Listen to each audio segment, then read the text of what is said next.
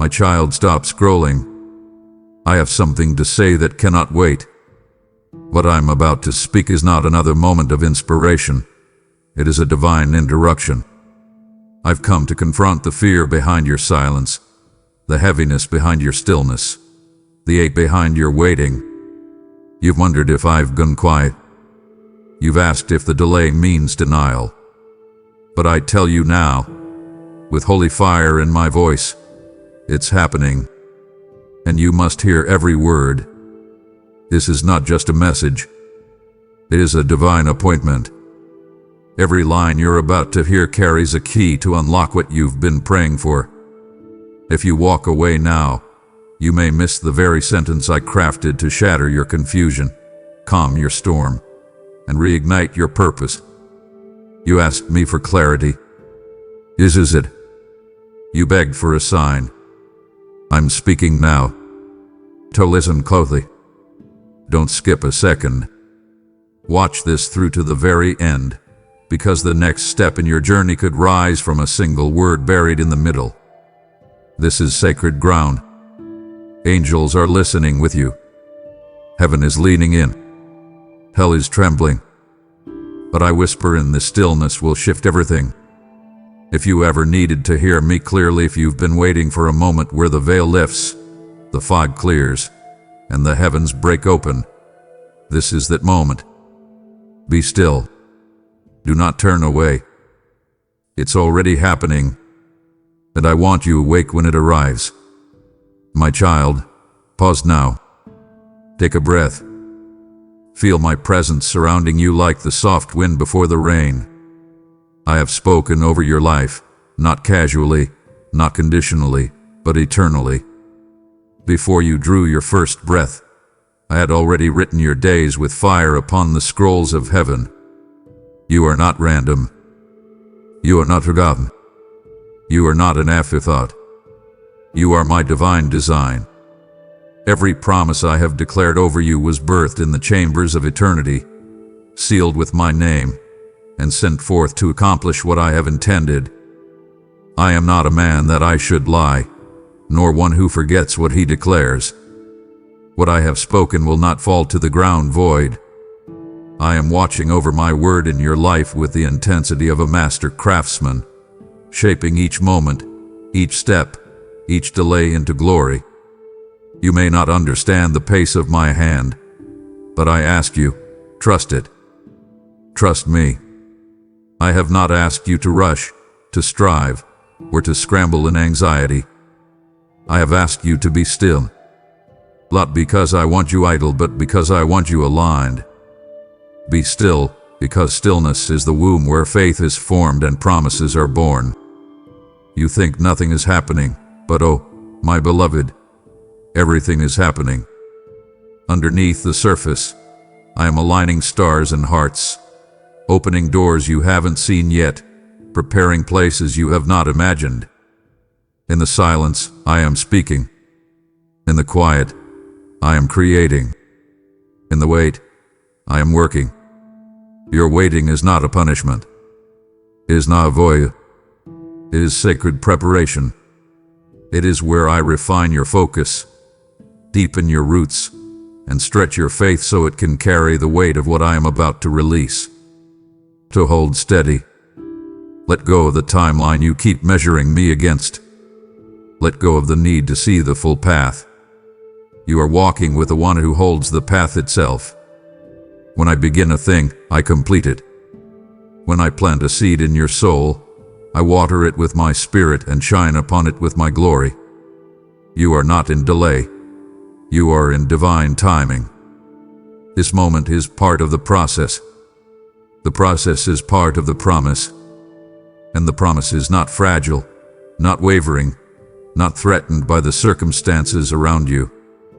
It is held by me, unchanging, unbreakable, unwavering. Lift your eyes now. Lift your heart.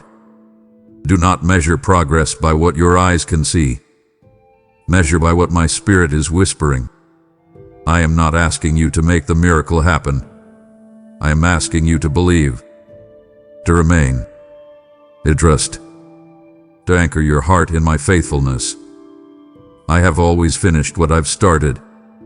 I am the Alpha and the Omega, the beginning and the end, and everything in between. You are held in the in-between, and I am here. So be still, my child. Let the striving cease. Let the fear loosen its grip. Let your soul be quiet in my presence, because it's happening, even now, even here, even in ways you cannot yet comprehend. I am the author, and I do not lose the thread. Your promise is not unraveling, it is unfolding. Be still, for I am performing my word in your life, and nothing can stop me. My precious one, hear me now. Stillness is not weakness. Stillness is not inaction. Stillness is not giving up. It is holy resistance to the chaos of the world and sacred surrender to my will. When I call you to be still, I am not asking you to do nothing. I am commanding you to trust me fully. I am inviting you to lay down the weapons of worry, to set aside the burden of constant doing, and to step into the unshakable rest that only comes when your soul is anchored in me. Be still, not because there's nothing to do, but because the battle is not yours. It is mine, and I do not lose. You strive when you fear. You run when you doubt. But faith knows how to wait. Trust doesn't mean you stop moving. It means you stop grasping. It means your spirit bows before my sovereignty and your hands release what they cannot control. I see your racing thoughts, your sleepless nights, the tightness in your chest, the ache in your bones from carrying burdens never meant for you. Lay them down, child. Lay them at my feet. Let me carry what you were never designed to bear. Let my peace flood the war zone within you. You must understand, stillness is spiritual warfare. It is how you resist the enemy's attempts to wear you down. When you are still in me, you are not idle, you are invincible. I am training your soul to rest in faith while the world rages around you. I calm not only the storm, but the storm inside you. The wind may howl, but you will not be moved. The waves may crash, but you will not drown. For I am with you in the boat, and my voice still silences seas. Be still and listen. Listen for my whisper in the quiet corners of your soul. When you slow down, when you breathe deeply in my presence, you'll hear me more clearly. I'm not far, I'm right here, closer than your breath. I speak in stillness because stillness makes room for me to enter. I speak in the hush, not the hurry. In the calm, not the chaos. In the gentle breeze, not the earthquake. To come, step into my stillness. Let it cleanse you. Let it settle you. Let it revive you. This is not wasted time. This is holy ground. Your peace will become your weapon. Your trust will unlock the next door. So stop striving. Stop performing. Stop panicking. Be still. The stillness will shape you, shield you, and sustain you. It is not the absence of action. It is the fullness of faith. And I tell you now, your stillness is making room for something glorious. Wait in trust, move when I command, and rest in the knowledge that I am God, and I've got this. My child, don't confuse my quietness with absence. I am not silent. I am speaking, always. You just need to quiet the noise long enough to hear me. I know you've cried out, God, where are you? I've heard the frustration beneath your prayers, the ache behind your worship. You've asked for signs, for clarity, for confirmation. And I tell you now, be still, for I have already been speaking. In your longing, in your pain, in the spaces in between, I have never stopped whispering. But the volume of my voice is not what reveals me. It is the posture of your heart that tunes your ears. You seek thunder, but I come in the hush. You look for fire, but I appear in the flicker of peace. My child, you must learn to listen differently. Listen not with anxiety, but with expectancy. I speak through my word, alive and sharper than any sword. I speak through peace that settles on you like dew. I speak through closed doors, through inner promptings, through dreams in the midnight hour. I speak through the aching pause when everything else goes silent, because I want your attention, not your performance. Let go of the assumption that silence means I am far. I am closer than you can fathom. In fact, silence is often how I draw you deeper. When you stop hearing me clearly, it's not punishment, it's an invitation. I am training your spiritual ears to discern me beyond your emotions. I am deepening your roots, pulling you into a trust that doesn't rely on noise, but on knowing. And oh, how I long for you to know me, not just my works, but my heart. Be still, and you will hear my heartbeat. That rhythm, steady and unwavering, beating for you. I have never left you. I am not hiding. I'm holy.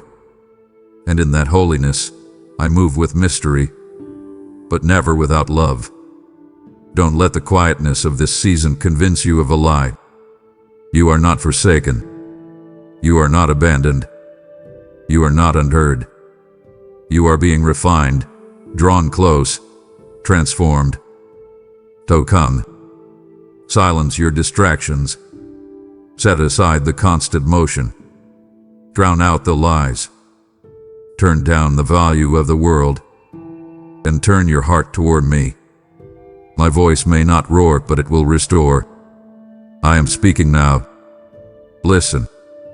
My child, let me tell you the truth that will settle your storm. Just because it hasn't happened yet does not mean it won't.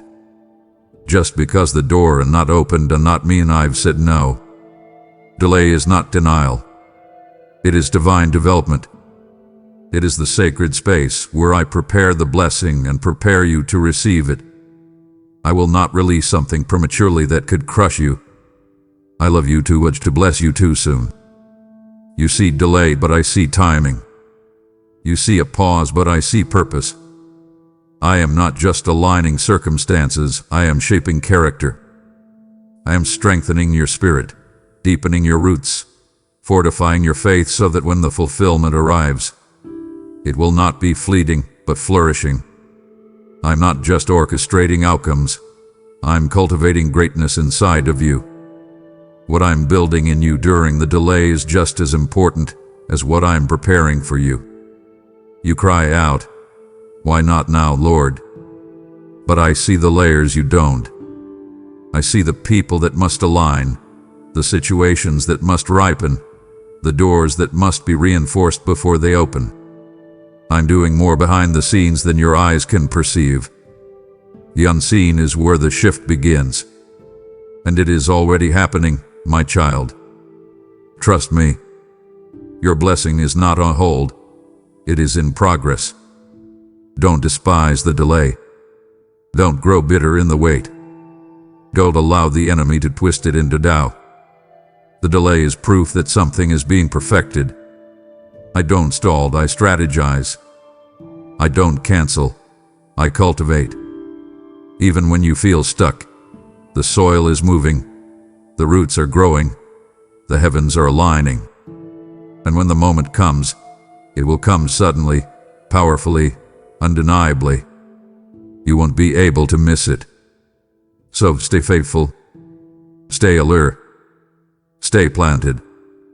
Let your worship be louder than your worry. Let your praise pierce the silence. Speak life into your atmosphere.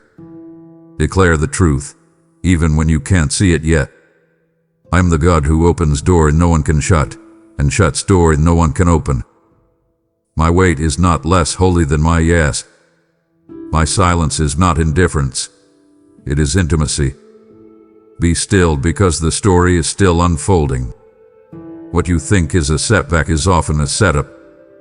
What feels like a pause is part of the positioning. I have not forgotten.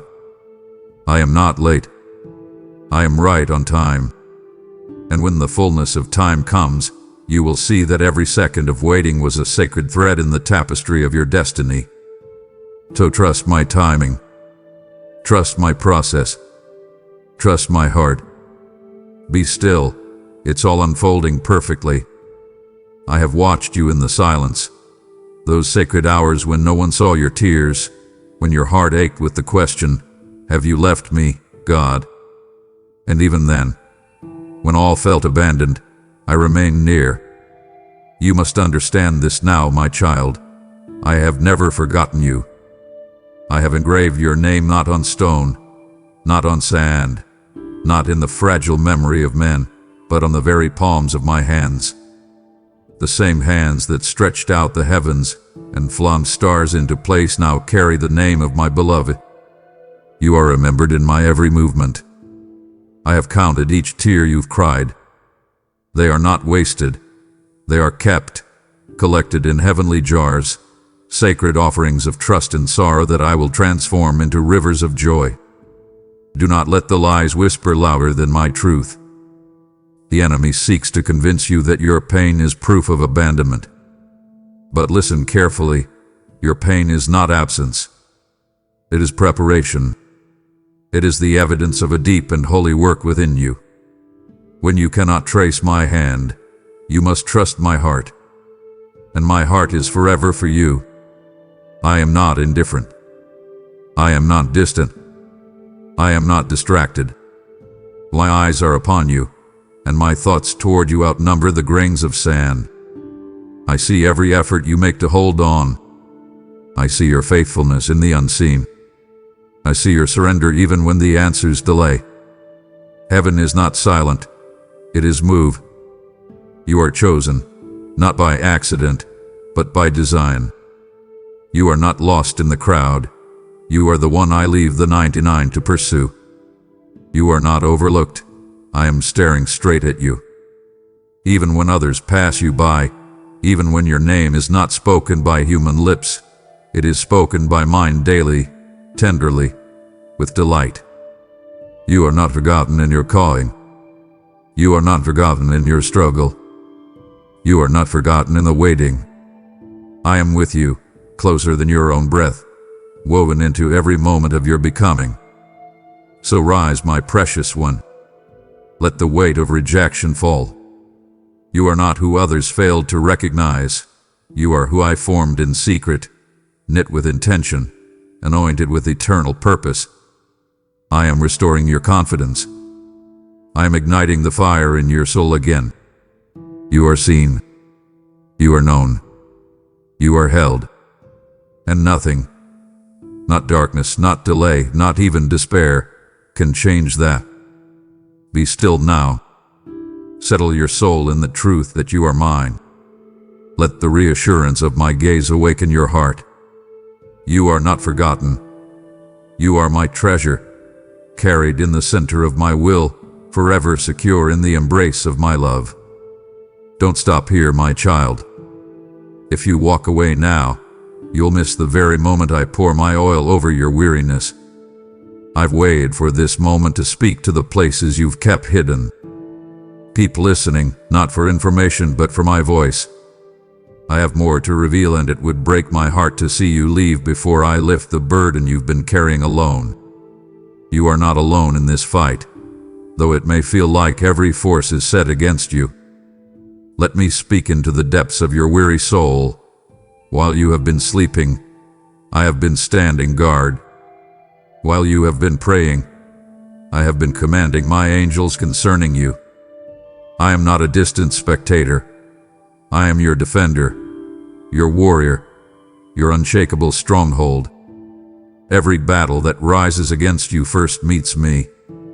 Every weapon formed in secret is already being dismantled by my sovereignty.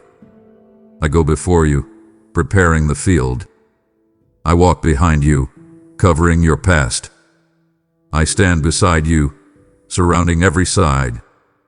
There are wars raging in realms your eyes cannot perceive, but I am victorious in every one. You don't see the snares I've dismantled. You don't feel the arrows I've caught midair.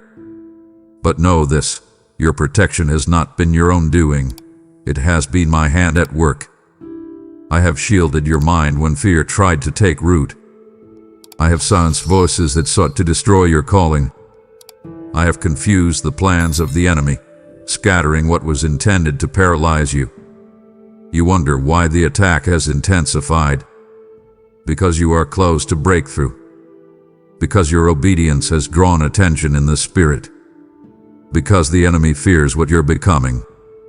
But take courage, child. I fight not beside you, but for you. The battle is mine. The outcome is already determined, and victory is already yours. I do not engage in war to lose. I war to enforce what I have already written, your triumph. Stop exhausting yourself trying to win battles I've already claimed. Stop trying to earn a victory that my blood has secured. Your part is to trust, to remain, to speak what I have spoken. Your prayers are not passive, they are weapons. Your faith is not fragile, it is forceful. When you declare my truth, angels are dispatched. When you align your heart with heaven, mountains move. So stand still in confidence. Dress in the armor I've given you, but don't carry what is mine to bear. I have already crushed the serpent beneath my heel. You do not fight for victory, you fight from victory. And no enemy, no weapon, no strategy of hell can overpower the authority I have placed upon you. Be still now. Let your hands fall. Lift your eyes to me. I am the Lord of hosts. I am the commander of heaven's armies. And I am fighting for you. I know it's hard to make sense of the pieces. I see you trying to connect the broken fragments of your past, the detours that seem like wasted years, the prayers that went unanswered in the way you hoped. But hear me now, I do not waste anything. Not even your pain. Not even your failure. Not even the moments you wish had never happened. I am the God who weaves all things together, and I am making a masterpiece out of what feels like a mess. You may not see the pattern yet, but I am threading each strand with purpose. Every delay, every disappointment, every closed door had been rerouted by my hand into something redemptive. I take what the enemy meant for destruction and turn it into glory. I redeem what was stolen. I restore what was lost. I transform wounds into wells of wisdom and trials into testimonies of triumph. Nothing is random. Nothing is wasted. I am not scrambling for solutions. I have already written the redemption before the struggle began. You've asked, why did it have to happen like this? And I say, because this way produces something deeper. This way builds endurance. This way reveals your dependence on me, not on your plan. I am not merely interested in comfort. I am after transformation. I am shaping you into a vessel that carries not just answers, but anointing.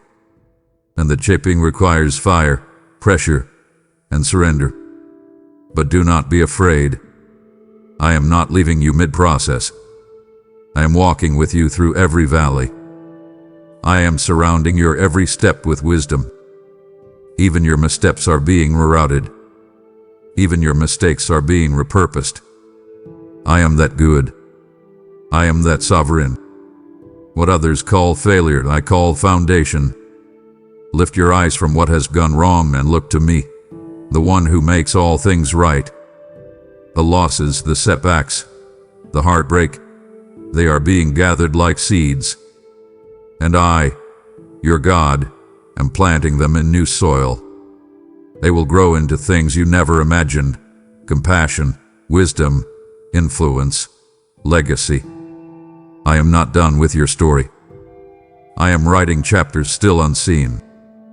So be still. Let go of the shame. Let go of the regret. Let go of what you thought it should have looked like. I am building something better. I am the potter. You are the clay. And in my hands, every crack becomes a place for my light to shine through. Be still and trust that I am working all things, yes, even this, for your good and my glory. My child, lift your eyes beyond what you see. There is more happening than your natural senses can comprehend. You've looked around and wondered, why haven't things changed yet? But I tell you now, the shift has already begun. The breakthrough you're waiting for has been released in the spirit long before your eyes behold it in the natural. Do not confuse silence with stagnation, or stillness with delay. I am moving. I am orchestrating. I am activating things in the realm that governs all others, the spiritual. You've cried out for evidence, but I call you to deeper sight. You must learn to discern my movement in the invisible, for the spirit realm precedes the physical. Every miracle you've read about in my word began as a word, a whisper, a stirring in the unseen. When I spoke light into existence, it began in the spirit. When I breathed into man, life began without form. And now, I breathe into you again, divine breath, unseen but unstoppable, preparing your breakthrough before it appears. What I've begun in the spirit is unstoppable.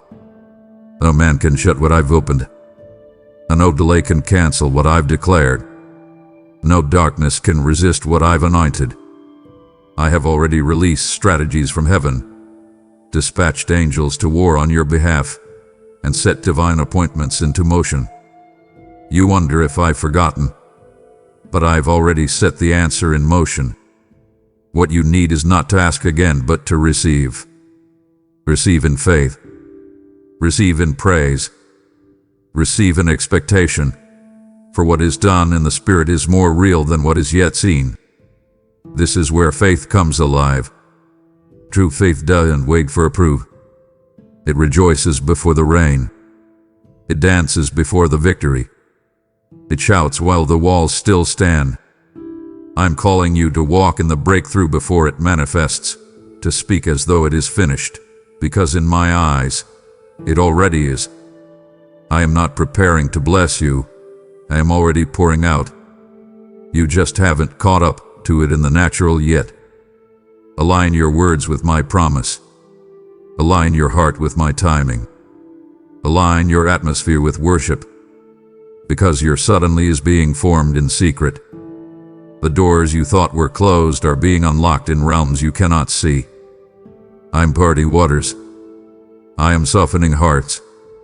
I am shifting atmospheres on your behalf. Be careful not to abort the miracle by giving in to doubt. What you call delay, I call development. To hold steady. Stay rooted and believe. Declare what I've said, even if nothing around you agrees with it yet. I am not a man that I should lie. I do not tease. I do not promise without performance. Be still and believe. The heavens are moving. The earth is about to respond. Your breakthrough has already begun. It's unfolding in the spirit, and soon it will flood the natural with undeniable glory. My child, I know how deeply you long for resolution, how desperately you ache for the promise to appear, the storm to pass, the prayer to be fulfilled. I've seen you wrestle with time as if it were your enemy. But let me remind you now, time bows to me. I am not confined by clocks or calendars. I do not measure like man measures. My timing is not based on convenience but on completion. And what I complete is perfect. You think I am late. You fear I've missed the moment. But I have never missed anything. I am the one who holds every second, every breath, every divine intersection. I am the master of alignment. I do not rush, because what blooms too early dies before its time. I do not delay, because I do not forget. When I withhold, it is not punishment, it is preservation. I see beyond today. I see what's forming behind the veil, what you cannot yet handle, what would break you if given too soon. You must learn to trust the pace of my grace. My process has rhythm. My plan has depth. I am building endurance in you, not just granting escape. I am not interested in temporary relief. I am forming eternal substance. The gift I give you at the right time will carry a weight of glory that lasts. I am preparing a blessing that cannot be shaken, because I am preparing you to carry it. So wait well, my child. Wait with hope, not frustration. Wait with praise, not panic. Wait with eyes fixed on me, not the clock. You are not being punished. You are being positioned. Every delay is divine. Every pause is purposeful. My perfect timing is not just about the right circumstances. It's about the right you. I'm shaping you to match the magnitude of what's coming. I know what doors must open. I know which people need to move. I know which battles must be won behind the scenes before you even arrive. You are not behind. You are not forgotten. You are exactly where I need you to be. When it is time, nothing can stop it. Not fear, not opposition, not even your own doubts. I will do what I promised. Not a moment too soon, not a second too late. So rest now. Release the timelines you've created.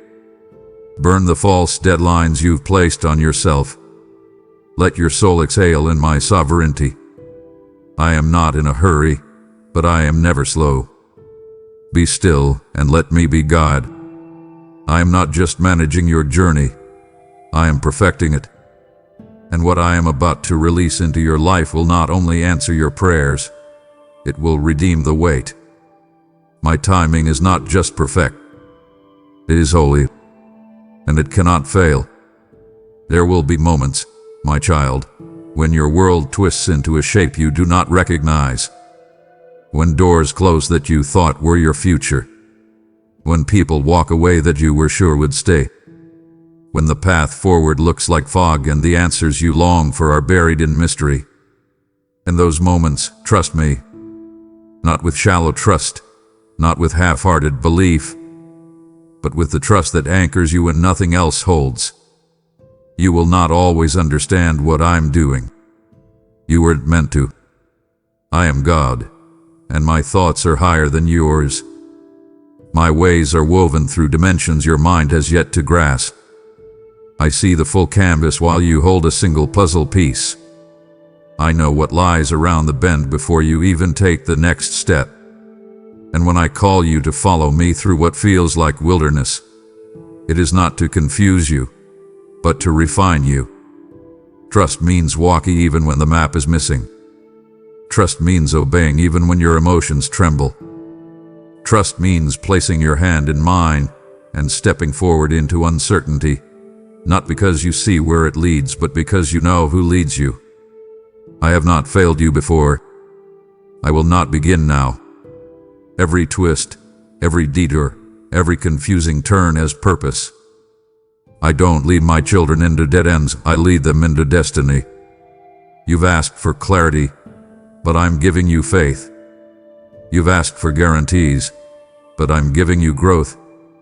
The terrain may not feel safe, but my presence is your assurance. I walk with you through the mystery, not around it. I light the path as you go, not all at once, but step by step, so you keep holding on to me. Because intimacy with me is the true reward, not just the destination. So release the need to understand. Let go of your demand for explanation. I owe you no answers, but I give you myself. And I am more than enough. In the fog, I am your clarity. In the chaos, I am your stillness. When nothing makes sense, I remain the same, faithful, present, unshaken. Come now. Take my hand again. Let me lead you through the shadows. Let my voice become your compass. I am guiding you, not into failure, not into confusion, but into purpose, into fullness, into peace. I have gone before you. I will never abandon you midway. What I began, I will finish. So be still not because you understand, but because you trust. I am worthy of that trust. Always. If I've stirred your spirit to trust me beyond what makes sense, then let your faith become a seed, not just in your heart, but into the world. You've asked me, how can I help others hear what you're saying to me?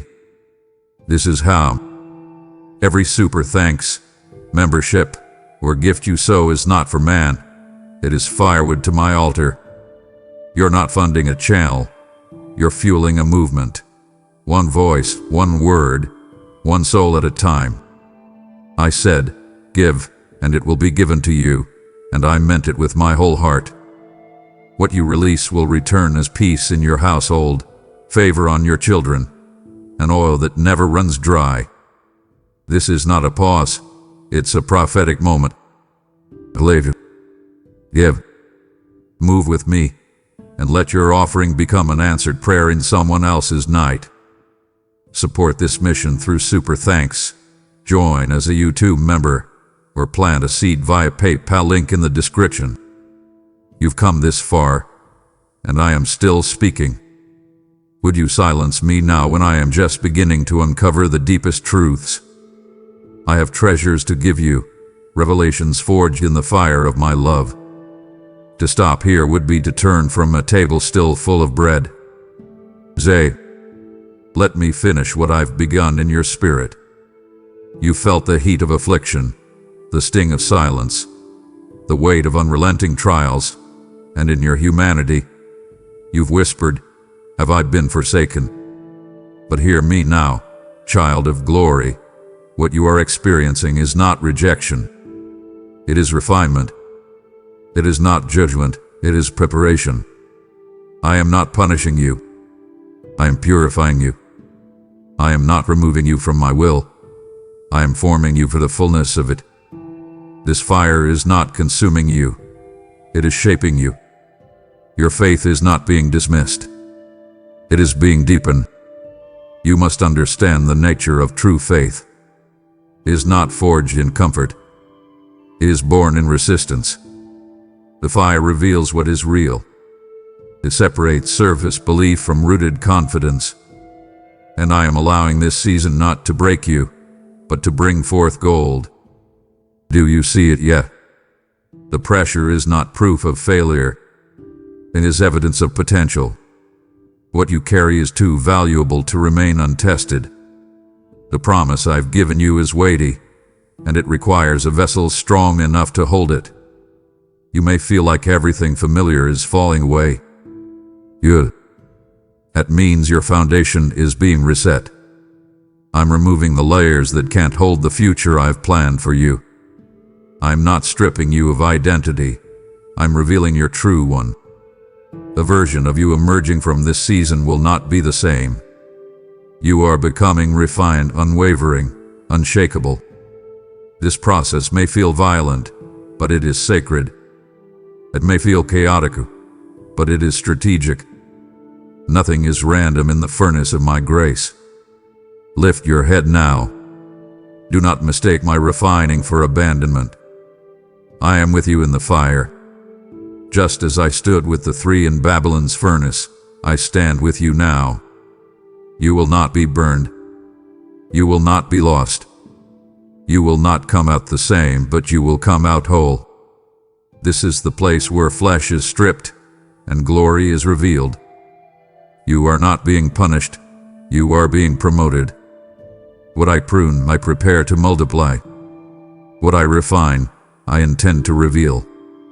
Do not shrink back. Do not retreat into bitterness. Step forward into surrender. Allow me to finish what I've started. The pain you feel is not the end. It is the gateway into purpose. Every trial you endure will become a testimony. Every fire will produce brilliance. Your endurance will echo into generations. This season is not about what I'm taking from you. It's about what I'm building in you. So stand in the fire and know, you are not being crushed. You are being crowned. You are not being overlooked. You are being overshadowed by glory. You are not being rejected. You are being refined. Be still and let the fire do its work, for on the other side you will emerge radiant, resolute, and ready for all I've prepared for you. You wonder how this story ends. You look at the unfinished chapters of your life, the dreams yet unfulfilled, the promises still waiting to bloom, and something inside you aches with uncertainty. But listen to me now, beloved one. I finish what I start. I am not like man, who begins with passion and fades with time. I do not initiate purpose only to walk away when it becomes costly. When I begin a good work in you, I carry it to completion, not in fragments, not in pieces, but in fullness, in power, in glory. I have never been the God of partial miracle. I am the God of completion. Every vision I birth, I nourish. Every word I speak, I perform. Every blueprint I write, I fulfill. What looks incomplete in your eyes is already whole in mine. You see the unfinished brushstrokes, but I see the masterpiece forming. You may feel stuck in a chapter that makes no sense, but I hold the pen, and I know how to write redemption into every line. You do not need to understand the middle to trust the author of the end. What I started in you was not by accident. It was not a test run. It was intentional, holy, and eternal. I knew your limitations, your struggles, your delays, and I still chose you. I factored in your weakness and still entrusted you with the promise. Because this is not dependent on your strength. It is sustained by mine. I am faithful even when you falter. I remain constant even when you waver. And my grip on your destiny is stronger than your grip on hope. You not give up midway. You not assume the silence is the end of the story. I am still writing. I am still moving. I am still building. What feels delayed is simply divine pacing. You want immediate, but I desire eternal. You want resolution, but I am creating revelation. Trust the process, even when the plot thickens. I know the outcome, and it is good. I am not done with you. I am not done with your family. I am not done with your calling. You are not disqualified. You are not forgotten. You are still my chosen one. Every word I've whispered will return fulfilled. My voice does not echo in vain. My promise does not fade. The final chapter is not one of defeat, but of victory, joy, redemption, and glory. So breathe now. Let the weight of unfinished things lift. Rest in the truth that I never abandon my work. I never walk away from what I planned. I never leave what I love. Be still and know, I am the finisher. I am perfecting all that concerns you. What I began I will complete, beautifully, powerfully, unmistakably. Let the noise fall now, my beloved. Let the inner striving dissolve. For in this very moment, I release over you the inheritance you often forget is already yours, peace. Not the temporary relief the world offers, not the fleeting calm that depends on circumstance, but true, indestructible, sacred peace. Peace that holds even in the storm. Peace that anchors even in loss.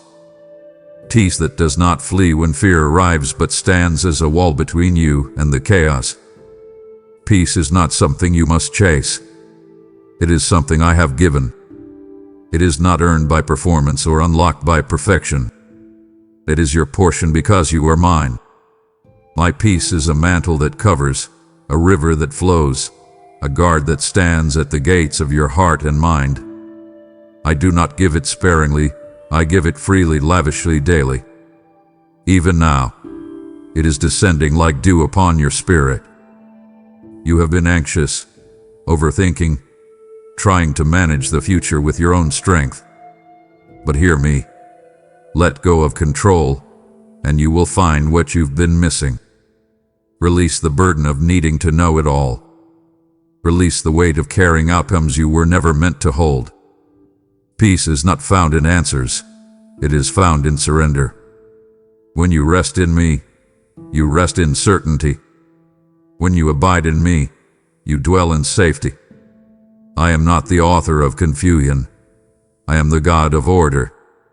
Where I reign, peace rules.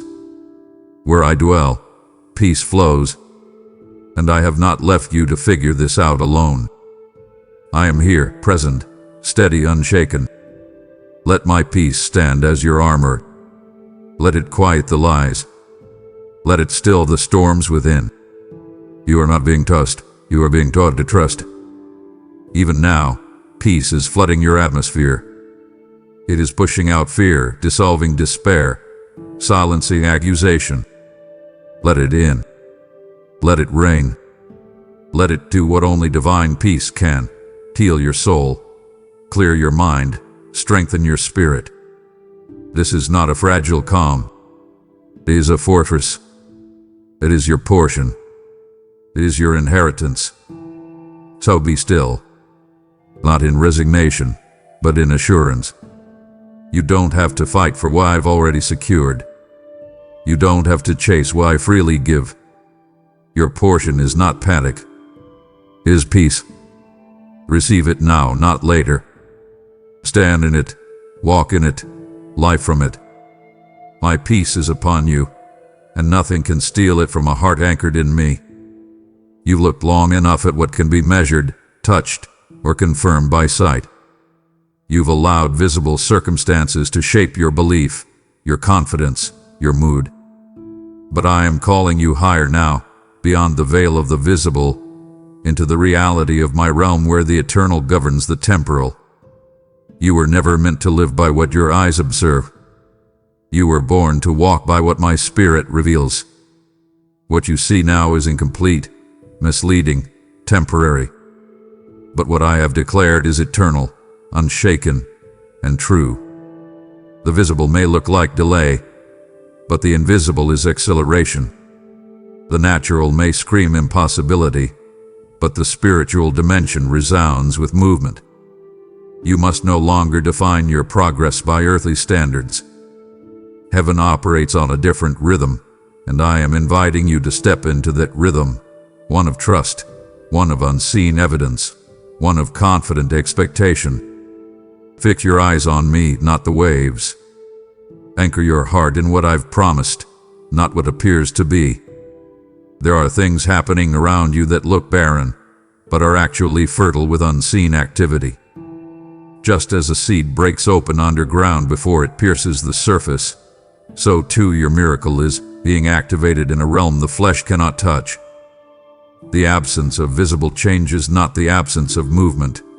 It is the evidence that something deeper is occurring. The roots are forming.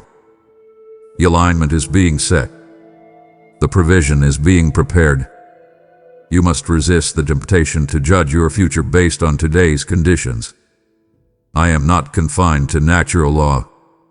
I am not bound by statistics, reports, or timelines. What looks finished to man is fertile ground to me. I call things that are not as though they are. I speak life into graves. I part seas that seem impassable. And I am doing the same in your story.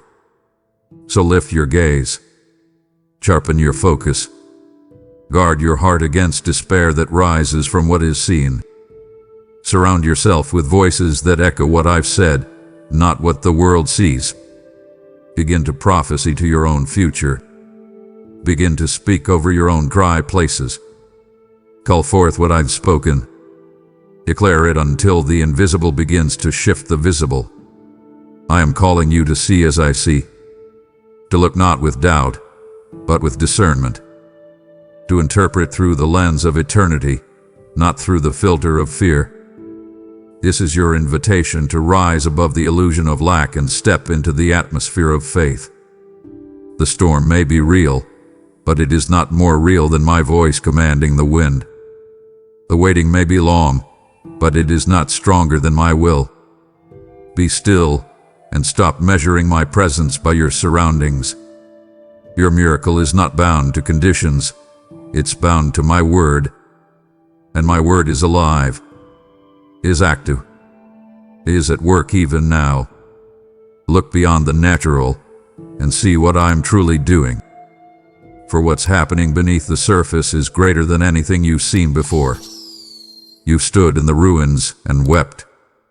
You've held the remnants of what once was and wondered if restoration was even possible.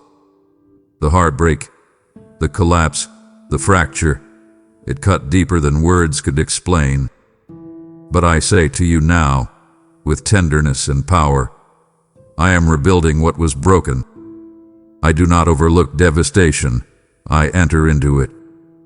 I do not walk around rubble, I walk into it with resurrection in my hands. You have not lost what I cannot restore. I do not replace with less, I redeem with more. What the enemy shattered, I will reassemble with precision. What life tried to steal, it will multiply in return.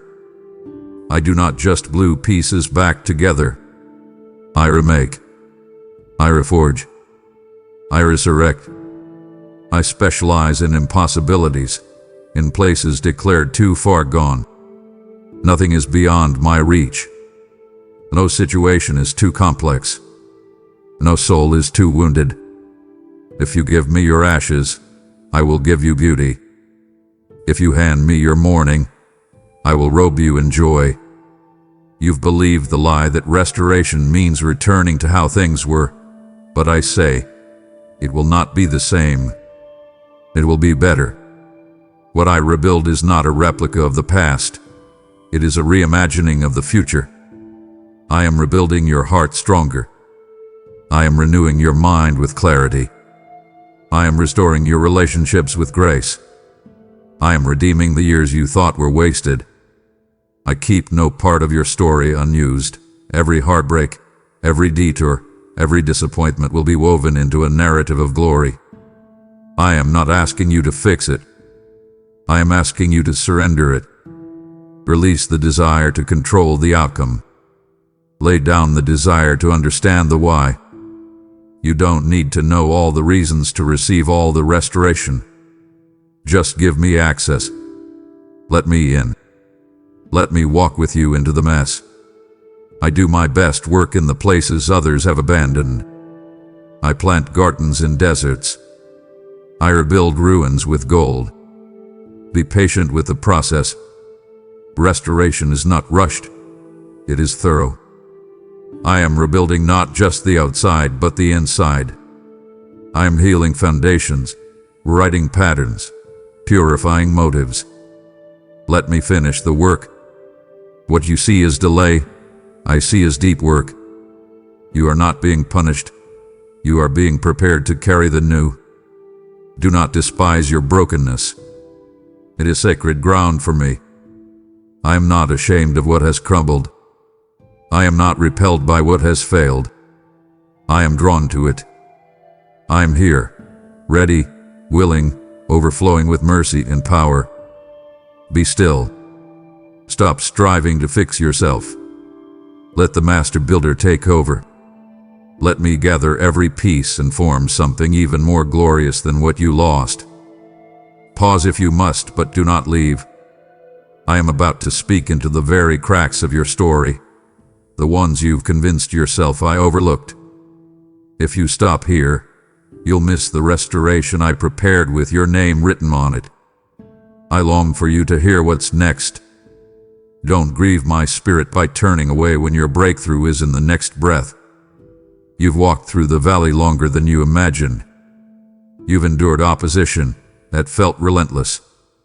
You've held on through night after night, wondering if the breakthrough would ever arrive. But hear me, child of perseverance. You are closer than you think. The finish line may be invisible to your eyes, but it is within reach. The final stretch always feels the hardest, not because you're weak, but because you're near. The pressure has increased because promotion is imminent. A warfare intensified because the shift is at hand. The silence has deepened because heaven is holding its breath, watching you take your final obedient steps into fulfillment. You are not failing. You are finishing. And I am cheering for you louder than the storm that tries to distract you. I have seen your endurance.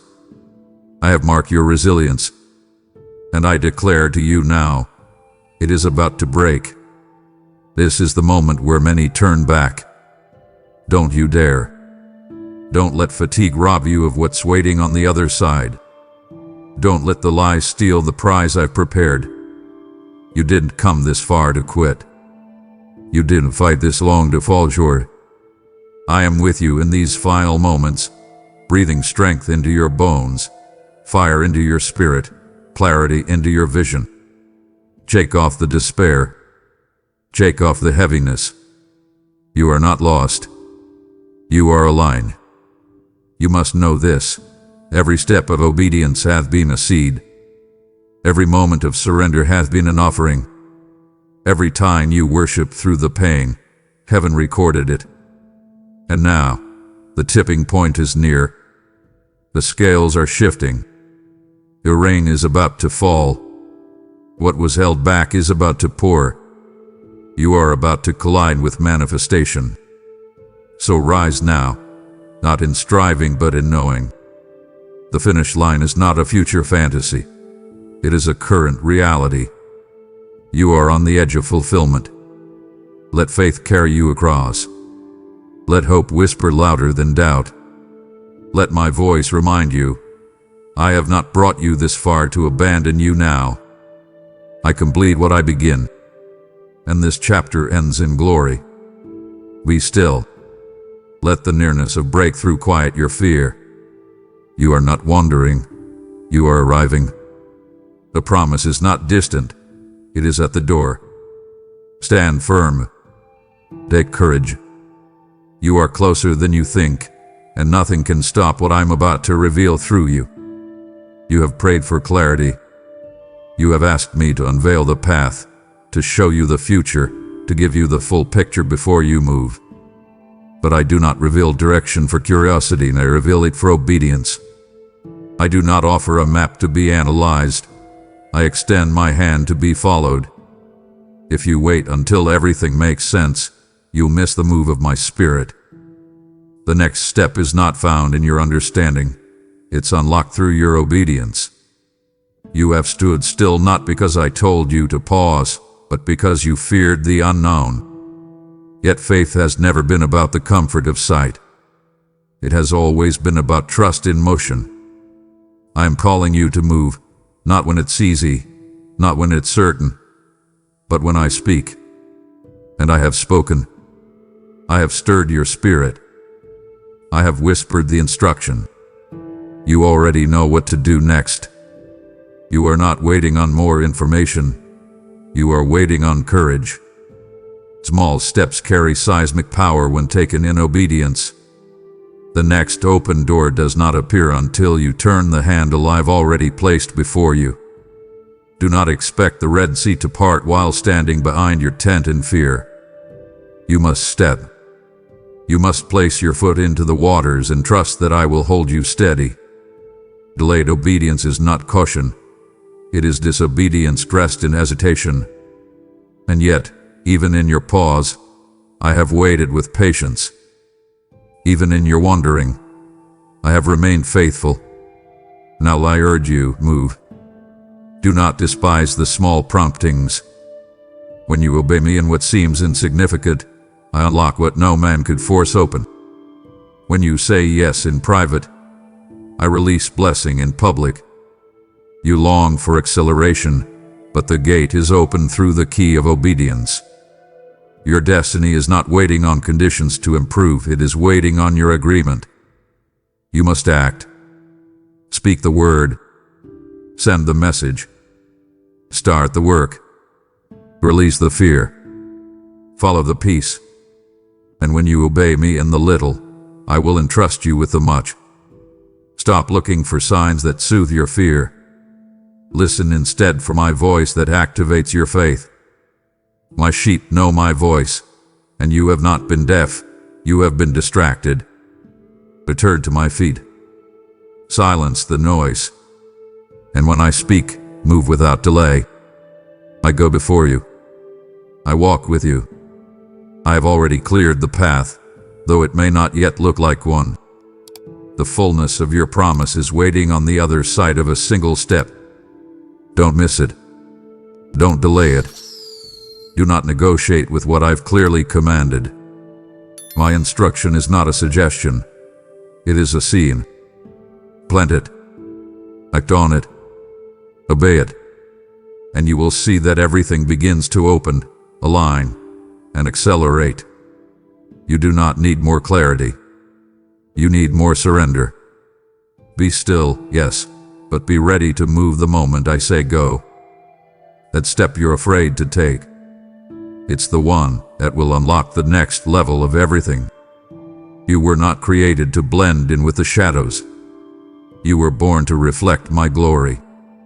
From the moment I breathed life into your lungs, I destined you to shine, not with a dim human glow, but with the radiance of my spirit dwelling within you.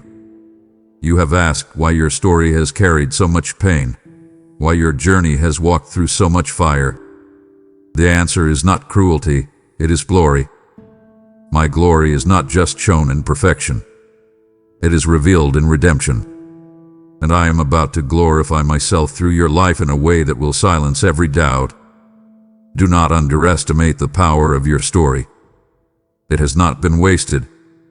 Every moment of darkness is about to be eclipsed by light. Every scar is about to shine. Every chapter is about to be redeemed. I do not showcase glory only through miraculous moments. I reveal it through transformed lives, through peace where there was once torment, through joy that rises from ashes. Your testimony is not an afterthought. It is a weapon.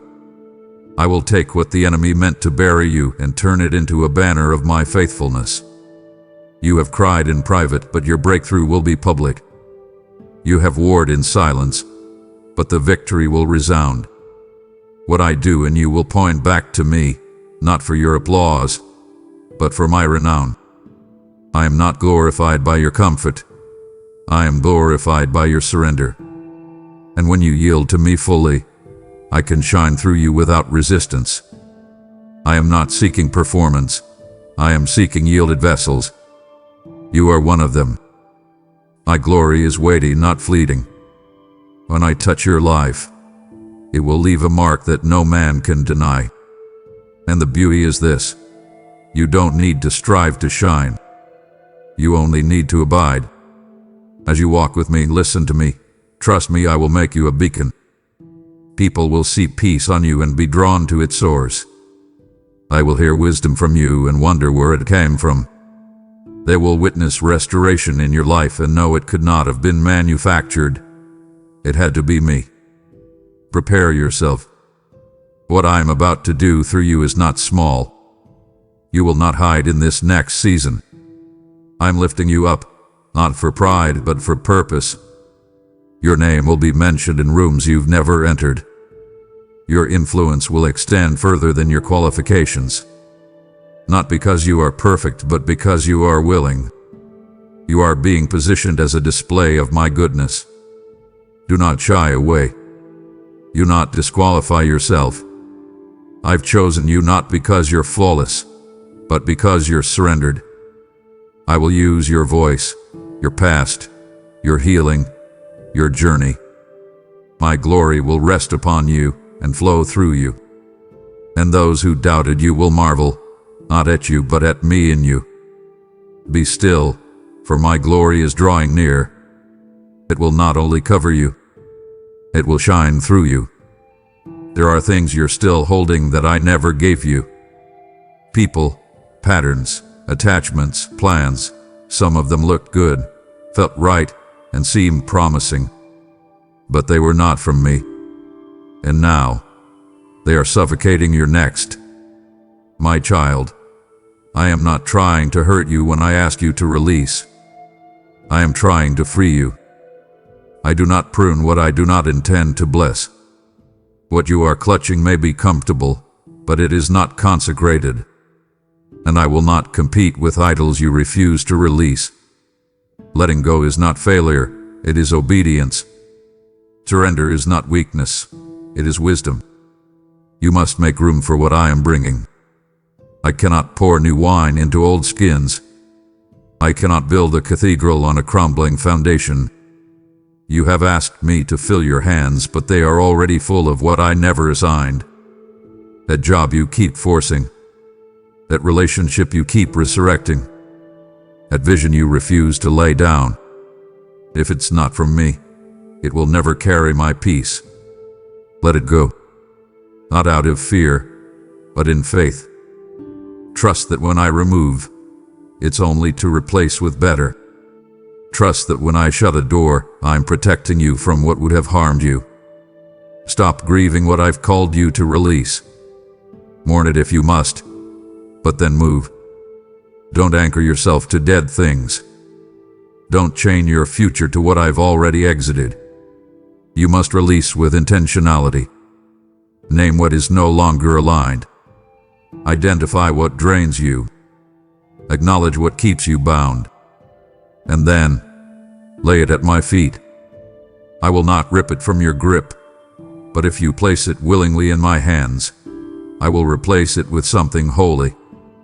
I will never ask you to surrender what I do not plan to exceed. And don't mistake pruning for punishment. I prune to increase your fruitfulness. I refine to amplify your purpose. I will not allow what I love to stay stagnant. You are not being cut off. You are being cut back so you can grow forward. The branches I remove are the ones that hinder your reach. And the pain of letting go is nothing compared to the joy of what's coming. So be bold. Release with trust. Set down what no longer carries grace. Sever what no longer carries purpose. Say goodbye to what doesn't look like your future.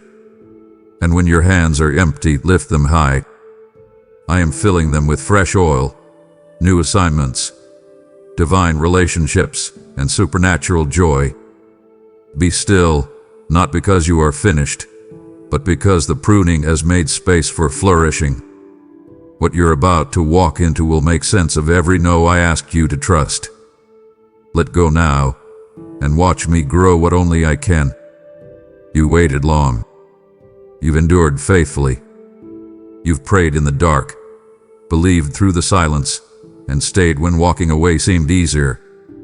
Now, I declare this truth over your soul with unmistakable clarity. What I have spoken is already in motion. The fulfillment of the promise is not pending. It has begun. You are standing not at the edge of possibility, but in the flow of divine manifestation. What I planted in secret is rising to the surface. The shift is not coming. It has already started. You ask, but I don't see it. And I answer, because I often work first in the invisible. The spirit realm always stirs before the physical aligns. The kingdom operates by seed, not by spectacle. I move beneath the soil long before fruit is visible. The atmosphere around you is thick with movement.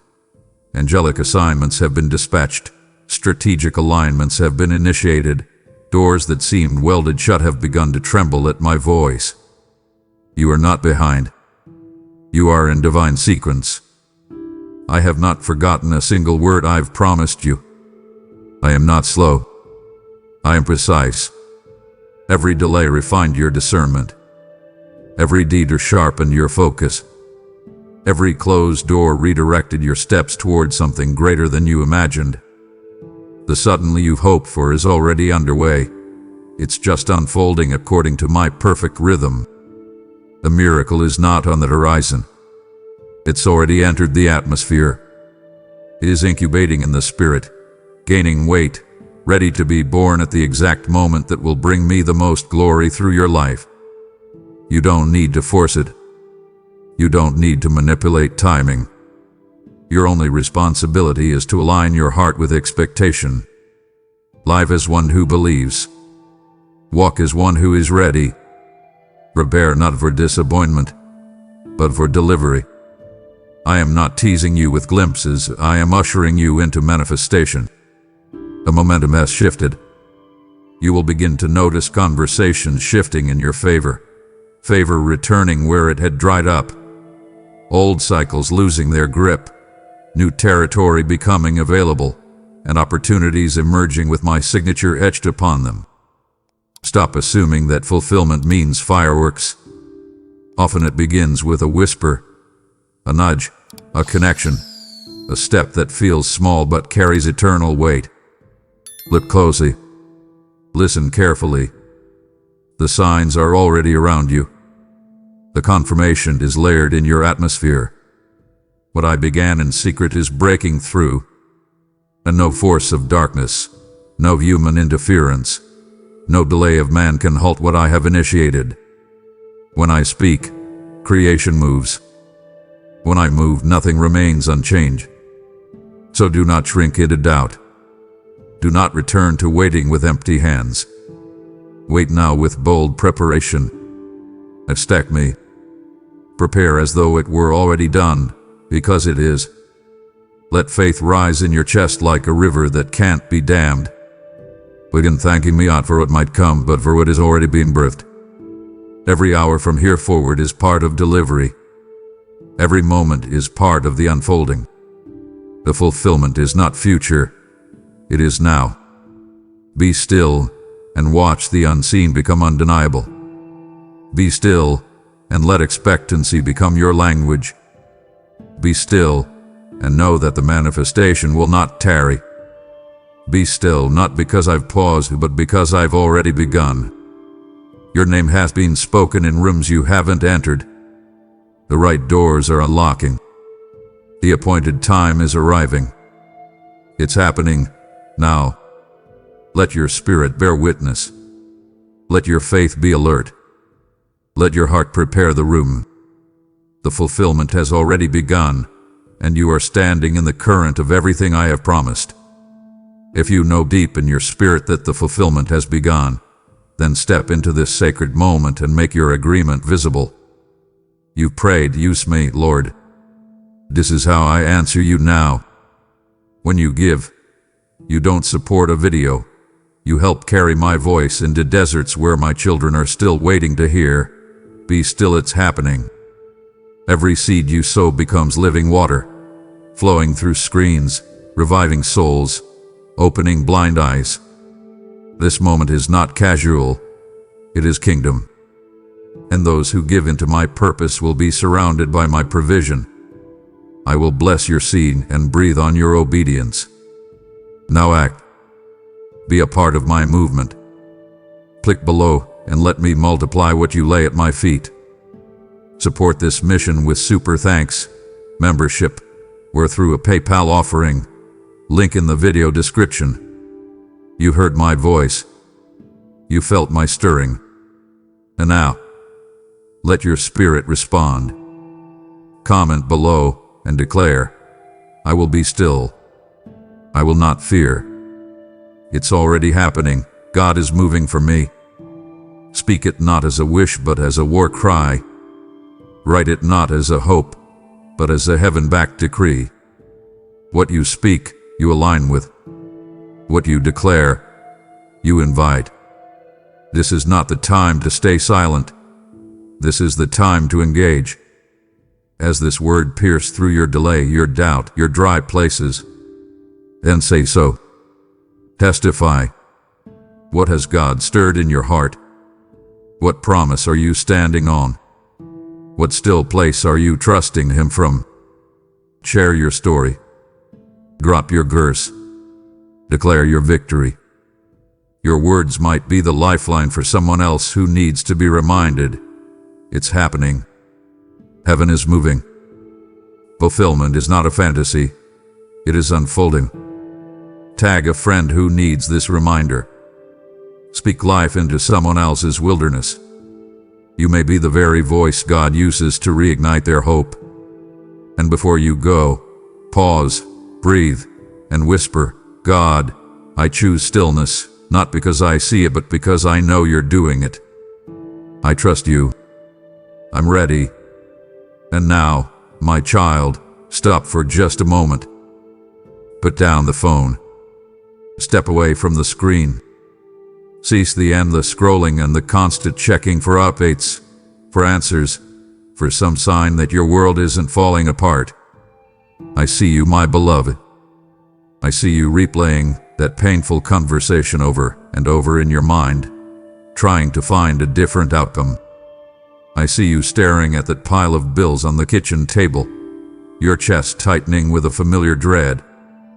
I hear the silent arguments you have in the shower and the fearful questions that ambush you in the dead of night. You are wrestling, striving, and trying to carry a weight that you were never designed to bear. You believe that if you just think harder, worry more, or control every little detail, you can force a solution into existence. But look at yourself. You are exhausted. Your energy is spent, your peace is gone, and the problem remains.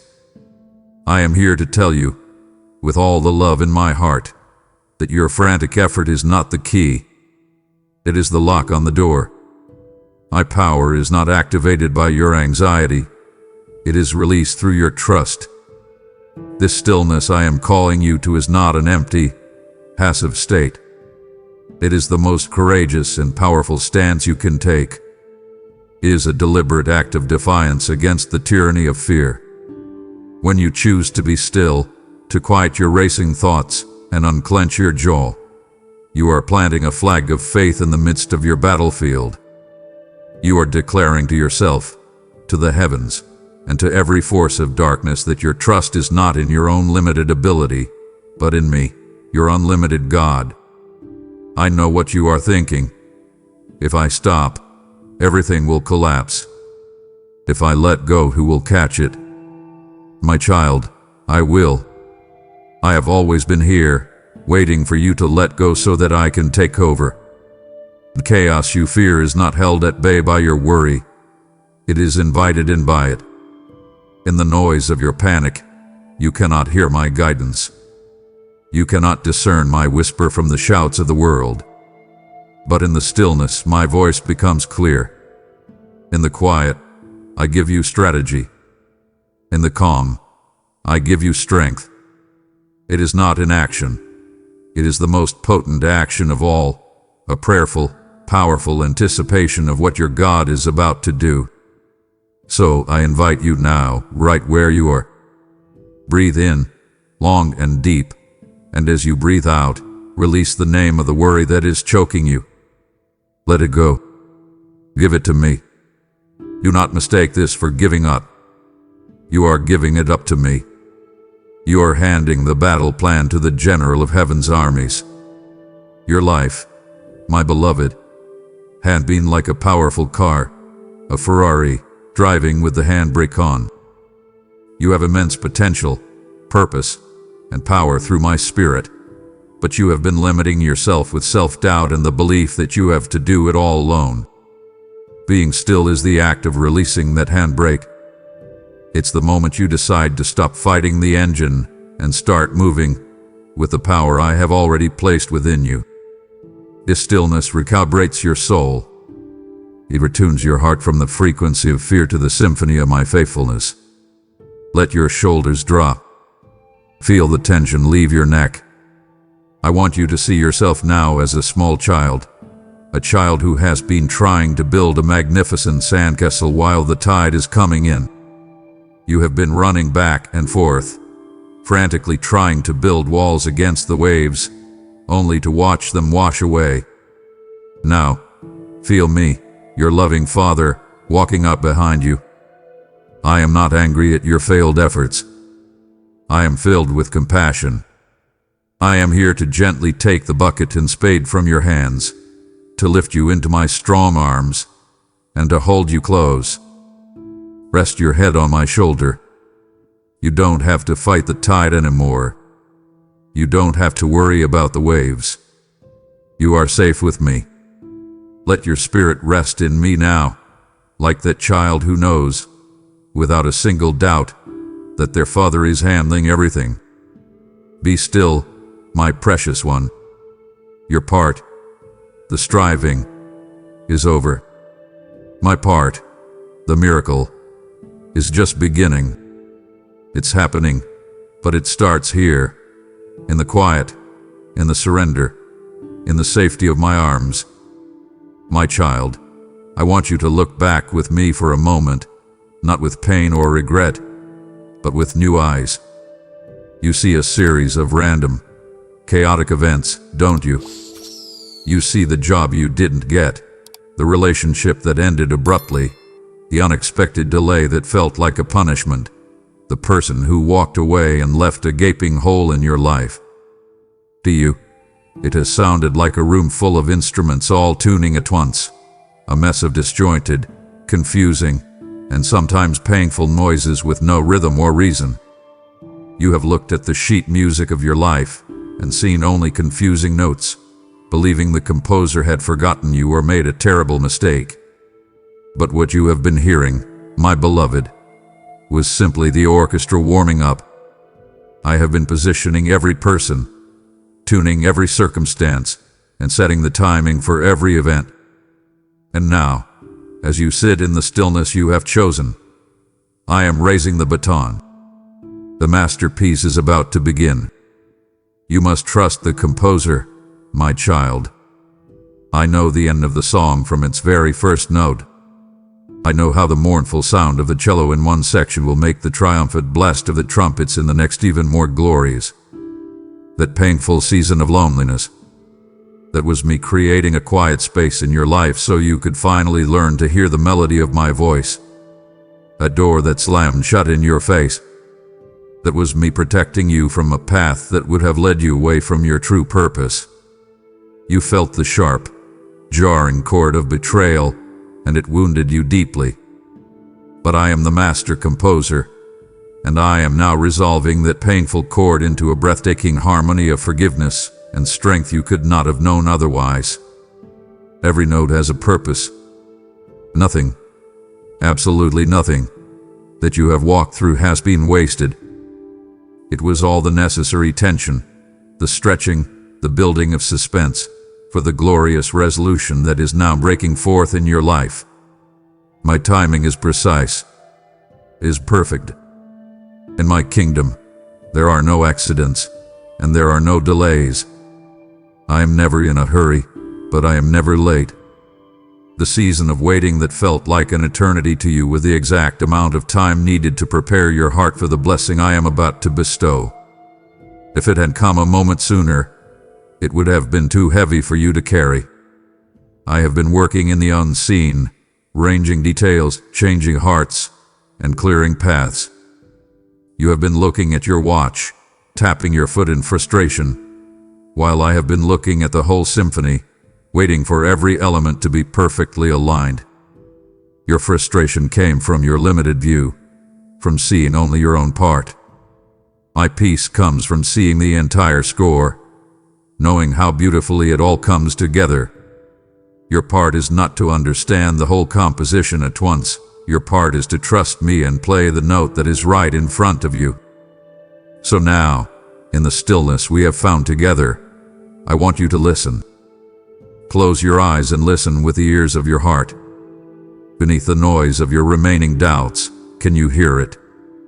It is a new sound. It is a quiet but powerful theme beginning to emerge. It is the melody of your victory. It is the song of your redemption. It starts softly, a gentle hum of hope in your spirit, but it is building. It is the music of chains breaking, of doors opening, of healing flowing like a river. This is the symphony of my love for you, and the grand crescendo is coming. Stay here in the quiet with me. Keep listening. The most beautiful part is about to begin.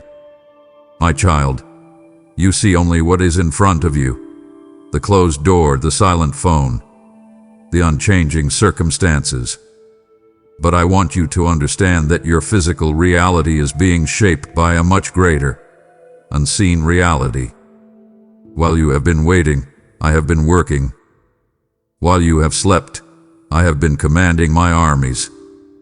I am working behind the curtain of your life, arranging scenes you cannot yet see, and moving the hearts of people you have not yet met. Your stillness and your prayers have not been passive. They have been the command that unleashes heavenly activity on your behalf. Angelic hosts, mighty and terrible in their splendor, have been dispatched for you. They are not distant beings in a storybook. They are contending in the spiritual realms for your breakthrough. They are fighting for that peace in your home, for the healing in your body, for the restoration of your family. They are pushing back the forces of darkness that have sought to keep you bound in a cycle of defeat and despair. Your prayers are the fuel for their mission, and your faith is the sword they wield. Listen to me. The foundations of those strongholds you have prayed against for so long are cracking. That spirit of anxiety that has plagued your family line for generations is losing its grip. That pattern of addiction you thought was unbreakable is beginning to crumble. The deep-seated feeling of rejection that has followed you since childhood is being uprooted by my love. You cannot see the cracks yet, but I can, and soon the walls will come tumbling down. And what of the people involved? The supervisor whose heart had been hard towards you, the family member who refuses to speak to you, the official holding up the papers you need. I am working on them. I am speaking into their quiet moments, visiting them in dreams, and arranging circumstances to soften their hearts and change their minds. Do not be surprised when someone who was once an obstacle suddenly becomes an ally. It is not by your power or persuasion. It is the work of my Spirit, orchestrating everything for the fulfillment of my promise to you. The enemy's plans are being utterly confounded. His traps are being exposed by my light, and his strategies are being turned back upon himself. The very things he meant to destroy you are the things I will use to promote you. So do not be discouraged by what you see. What you will soon witness in the natural world is but a faint shadow, a mere echo of the immense and glorious victory that has already been secured for you in the realm of the Spirit. I know the waiting hath been painful.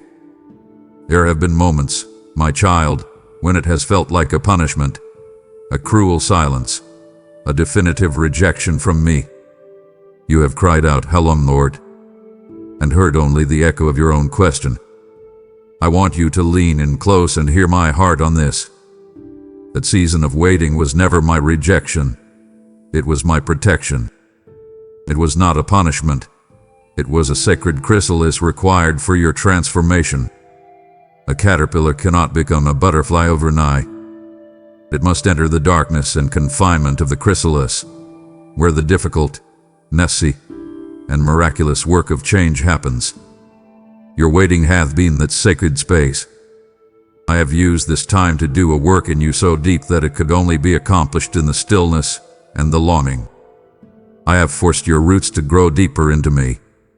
When every other support was stripped away, when friends failed you, when your own strength gave out, when your plans crumbled, you had no one to turn to but me. And in that turning, your roots, which were once shallow and dependent on the surface-level soil of circumstance, have now dug deep into me, the bedrock of all existence. Now you are strong enough to bear the weight of the immense blessing that is coming, so it will not topple you. In this waiting period, I have also purified your motives. You began by praying desperately for the blessing, for the gift, for the problem to be solved. And that was good. But as the waiting stretched on, something beautiful happened. Your prayers began to change. You started to seek my face more than you sought my hand. You began to desire the blesser more than the blessing itself. Do you see the priceless treasure you have gained? Your desires have become aligned with my perfect will. You have learned endurance, a virtue more precious than the gold I am about to place in your hands. Endurance is the spiritual muscle that develops only under the strain of waiting, and it will empower you to stand firm in all the seasons to come. Your capacity to receive hath been enlarged. My plan for you was always bigger than what you were asking for, and your heart needed to be stretched to be able to contain the sheer magnitude of the joy and responsibility I am bringing. Most importantly, I have taught you to hope in me alone. Not in a timeline, not in a person, not in a government, and not in your own cleverness. Your hope is now pure, anchored in one place and one place alone, my unfailing character. The wait is over, and you are no longer the person who first entered this trial. You are stronger, deeper, purer, and ready. Now, my child, look around you. The world is shaking. You see it in the news headlines. You feel it in the economy. You hear it in the fearful conversations of your neighbors. Perhaps your own personal world is trembling, a frightening report from the doctor, the instability at your job, the sudden betrayal of someone you trusted. It can feel like the very ground beneath your feet is unstable, ready to give way. But I want you to hear this loud and clear. Though the earth around you may shake and the mountains may be cast into the sea, your life is built upon me, the unshakable rock. And I do not move. I am your firm foundation, your absolute stability in a world of chaos. The shaking that you feel is not designed to destroy you. It is designed to reveal what is truly eternal. It is my mercy that allows everything that can be shaken to be removed, so that only what cannot be shaken remains. My love, my kingdom, and you, my child, who are secure in me. Therefore you will not fear. Fear not the tremors, for they are signs that my kingdom is advancing in your life. While others run in panic, searching for something stable to hold on to, you will stand firm. You will be a testament to the supernatural stability that is found only in me. Your peace will be so out of place in a world of anxiety that people will be drawn to you. They will see you, my beloved, standing calmly in the middle of the same storm that is tearing them apart. And they will ask, "What is your secret? How can you be so calm?" And you will have the joy of telling them, "My secret is not a what, but a who. I stand on the rock. My peace is your fortress." It is not a flimsy suggestion. It is a spiritual stronghold. Let it guard your heart and your mind. When the winds of bad news blow, retreat into this fortress. When the waves of fear crash against you, stand upon this rock. You are my anchor in the storm, and because your hope is fastened to me, you will not be moved. I am your eternal security. While kingdoms of this world rise and fall, my throne is unmoved and unshakable, and you are seated here with me in heavenly places, safe and secure forever. My child, listen. You now understand how I am your unshakable rock in the midst of the chaos, but it would ache my heart if you believed this was only about my power. The greatest display of my strength is not in calming the storm around you, but in silencing the one within you. It would grieve my spirit if you left now, before I show you how I will defeat the voice of the accuser that has tormented you for so long. Please stay with me. Don't miss the moment I declare your freedom over you. For so long, my child, you have been tormented by a voice that is not mine. It is the voice of the accuser, and he has whispered his poisonous lies into your heart in your most vulnerable moments. That voice that tells you, you're not good enough. You've messed up too badly this time. You'll never change. It's all your fault. If people knew the real you, they would reject you. That voice that replays your every failure and magnifies your every flaw. I am here today to serve that voice its final notice. By my supreme authority, I am silencing the accuser in your life. His time is up. His power over you is broken. Listen to me now. Those whispers of doubt, fear, and condemnation are fading into nothingness because I am rising to your defense. Every tongue that rises against you in judgment, I now condemn. I am your advocate, your defender, and my verdict is the only one that matters. And my verdict is this: you are forgiven.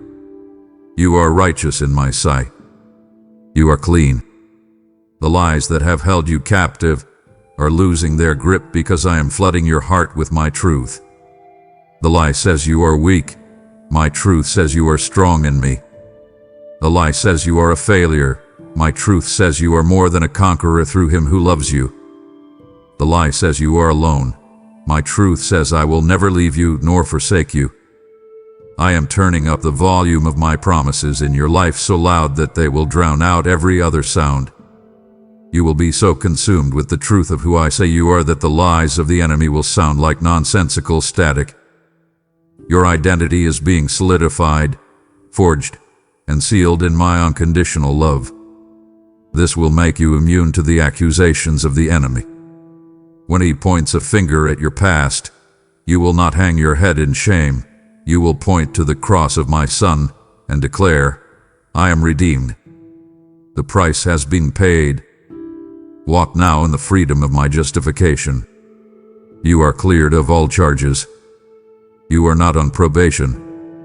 You are a beloved child of the King, walking in honor, robed in righteousness, and sealed by my Spirit. The courtroom is dismissed. The case is closed. You are free. Look ahead, my child, at the path before you. For years, it has seemed blocked by insurmountable obstacles. You have faced mountains of impossibility, that mountain of debt that seemed too high to climb, that mountain of sickness that seemed too vast to overcome, that mountain of relational strife that seemed too solid to move. But with the authority of my word, I declare to you today that those mountains are being made low. I am the God who moves mountains, and I am clearing a path for you. The iron bars of bureaucracy and the bronze gates of human systems that have blocked your progress are being shattered. You will see rules bent and protocols waived. You will see sudden approvals where there was once only rejection. The resistance you have felt, that feeling of swimming upstream against a relentless current, is giving way to a divine flow of progress and ease. I am turning the tide in your favor. I am also going before you to expose and disarm the hidden traps and snares of the enemy. The toxic relationships he set in your path to drain your spirit, the subtle temptations designed to trip you up, the cycles of negative thinking meant to keep you imprisoned. My light is shining upon them all. You will see them for what they are, and you will walk around them with wisdom and discernment. The things that used to entangle you will no longer have a hold on you. Your feet are being set on a new path, a path of freedom and forward momentum. Watch, my beloved, as I make a straight highway for you right through the middle of the wilderness you have been traversing. Where there was once only tangled thorns and confusing trails, there will now be a clear, smooth, and direct path forward. The struggle is ending. You will no longer have to fight for every inch of progress. Not you will walk. You will run. You will advance into the promised land I have prepared for you. The time for being stuck is over. The season of breakthrough is here. Step out with boldness. The way has been made. My beloved, I must speak to you about time because I know how it has tormented you. I have seen you look at the calendar, watching months and then years slip by, and your heart has ached with a single, painful question. Why, Lord? Why not now? You have seen others receive the blessings you have prayed for, and it has felt like a deep and personal rejection. You have wondered if you missed your chance, if you made a mistake that delayed my hand, or worse, if I had simply forgotten you. You measure your life in the relentless ticking of a clock, a straight line of moments that, once passed, are gone forever. This is the world's time, a source of pressure and anxiety. But I do not live in that time. I am the God of the perfect moment. My time is not a straight line. It is a magnificent tapestry. I see every thread, your life, the lives of those around you, the movement of nations, the shifting of cultures, and I am the master weaver, working every single thread together. I have been weaving a masterpiece for you, and for a masterpiece to be revealed, every single thread must be in its perfect place. The delays you have felt were not me forgetting you. They were me lovingly weaving. I was waiting for the heart of your boss to soften. I was waiting for that person who would have harmed you to move out of your path. I was waiting for a resource to become available that you will need for the next step. I was waiting for you, my child, to grow into the person who could handle the weight and responsibility of the blessing you were asking for. A premature blessing can be a curse. A gift given too early can be crushed in immature hands. My delays are not denials. They are acts of profound love and protection. And I declare to you today, all the threads are now in place. The weaving of this chapter is complete. This is not just another day on the calendar. This is your Kairos moment.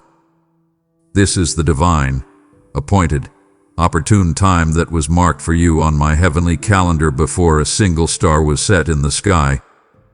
All of heaven had been waiting for this moment with you. It is here. It is now. You have wondered, my child, why the journey has been so arduous, why I have allowed you to be stretched and tested to what felt like your breaking point. It is because I love you too much to give you a blessing that would destroy you. In my word, I tell you that new wine must be poured into new wineskins. If you pour potent, fermenting new wine into an old, brittle wineskin, the pressure of its expansion will cause the old skin to burst, and the precious wine will be lost. The breakthrough I am releasing in your life is a powerful new wine.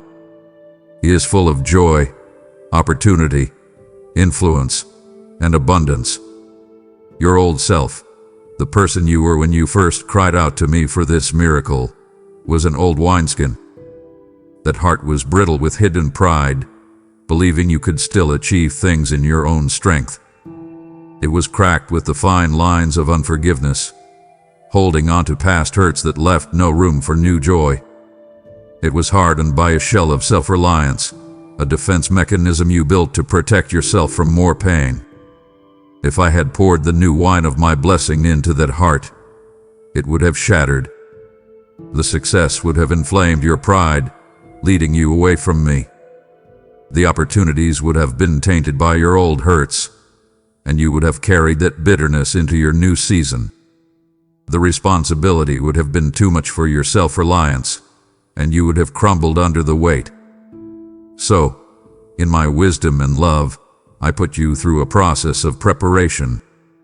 That season of isolation was me gently removing your dependence on the approval of others. The time my answer was no or wait was me lovingly breaking your pride and teaching you to trust my wisdom above your own. Every time you chose to forgive when it was impossibly hard, I was softening your heart, making it flexible and expansive. You have been in the hands of the potter, and I have been reshaping the clay. Look at yourself now.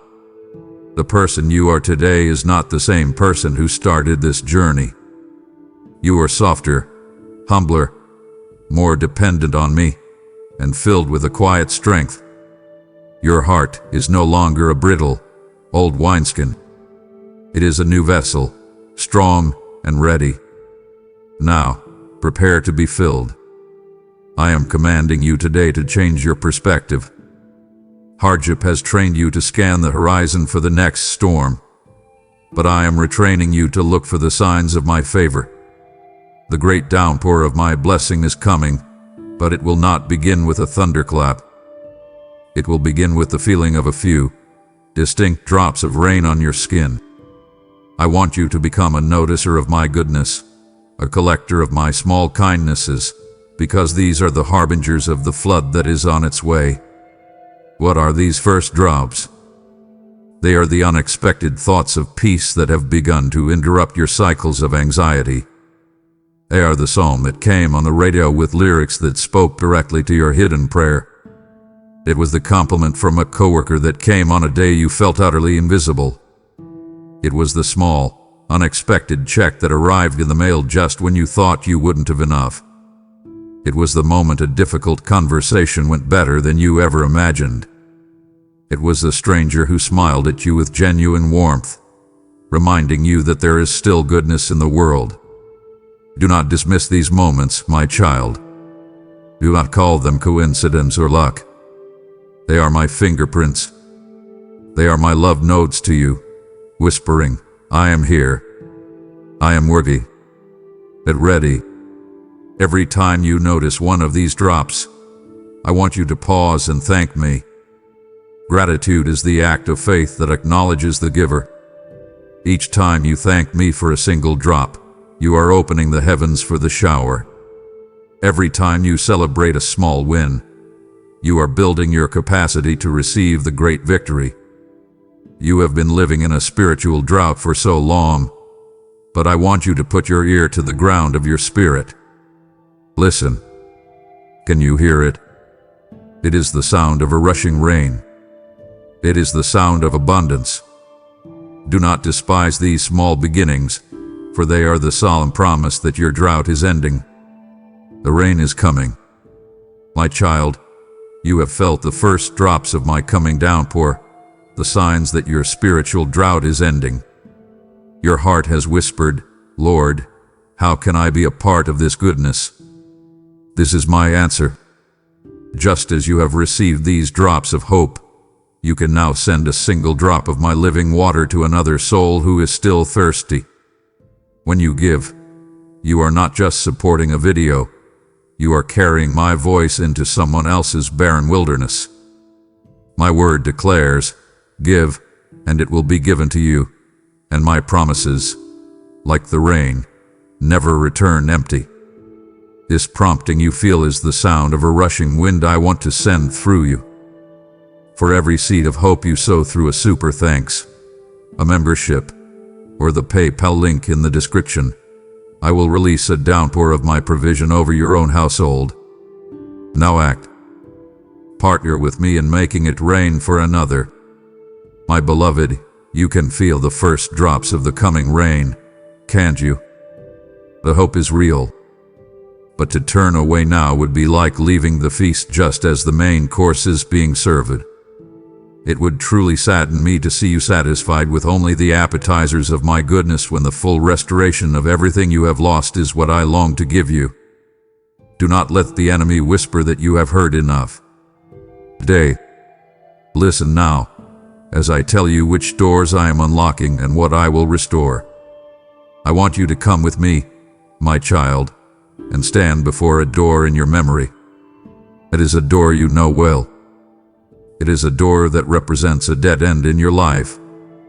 Perhaps it is the door to a cherished dream you had to abandon, a dream that now seems foolish and impossible. Perhaps it is the door to a broken relationship, a door that was slammed shut in a moment of anger and pain, and has been barred by years of silence and pride. Or perhaps it is the door to financial security, a door that has been sealed with the heavy locks of debt and lack. You have stood at this door before. You have knocked until your knuckles were raw. You have pushed with all your might.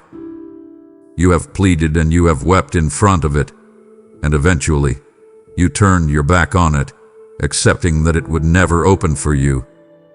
The enemy has whispered to you that I am the one who locked it, that I have barred your way.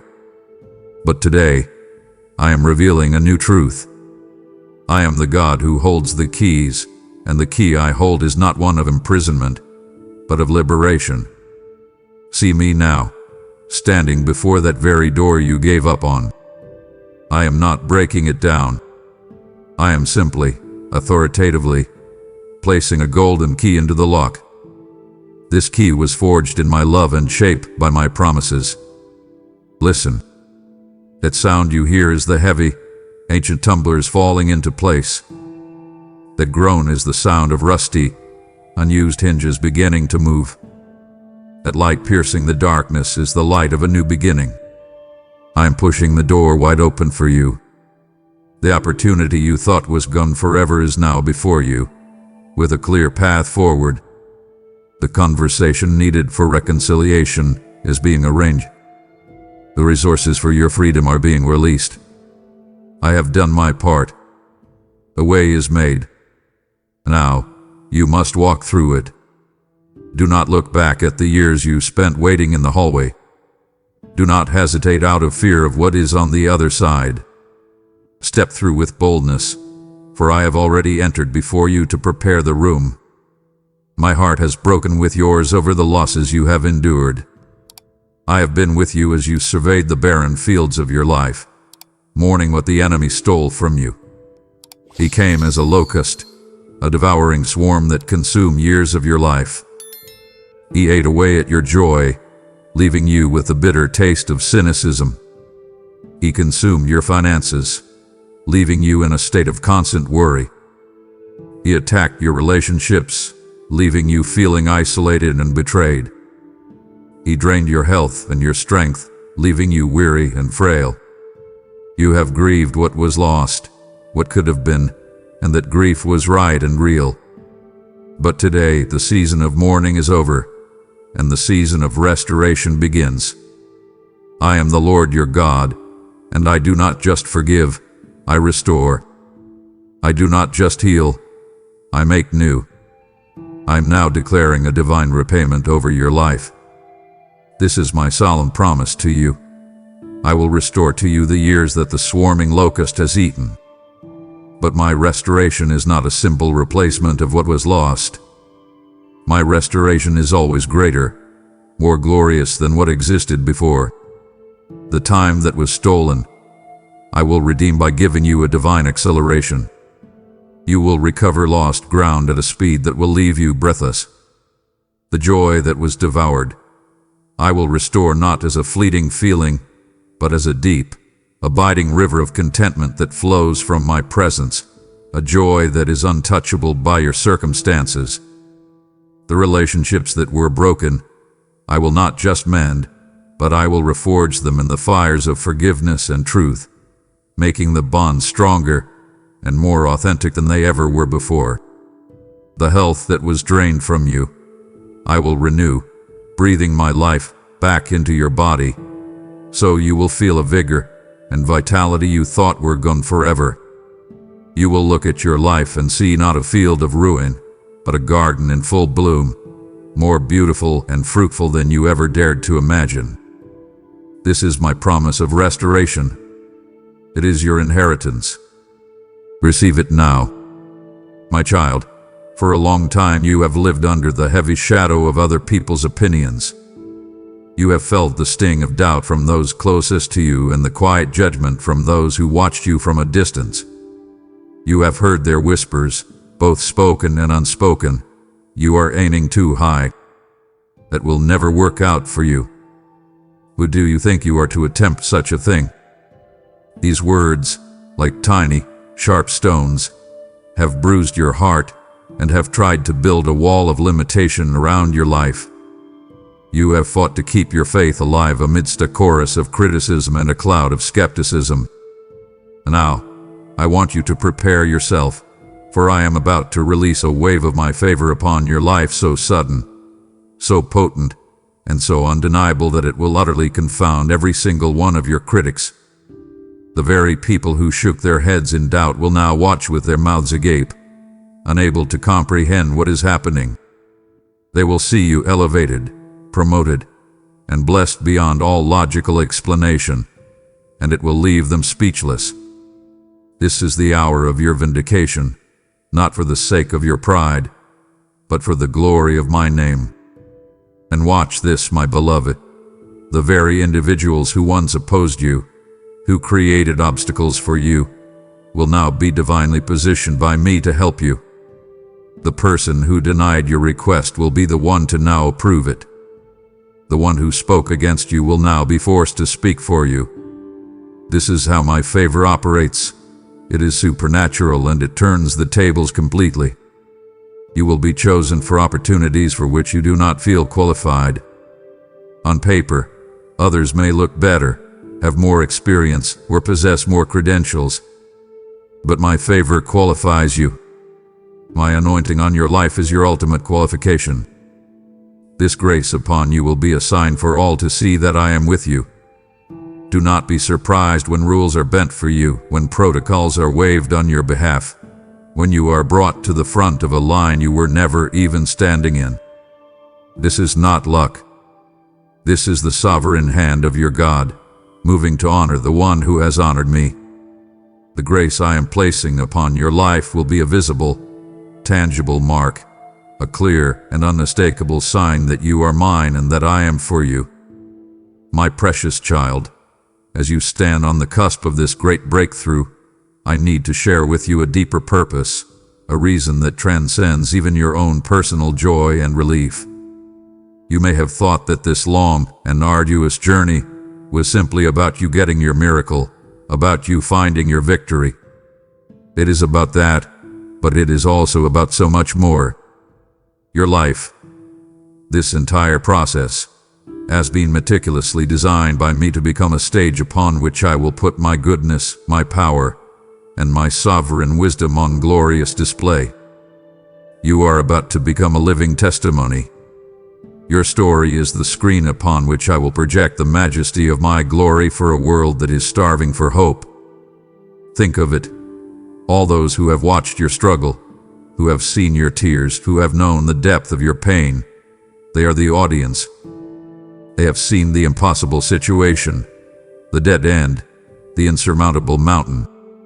Now, they are about to witness the supernatural solution. They will see the mountain move. They will see the dead end become a highway. They will see your mourning turned into dancing.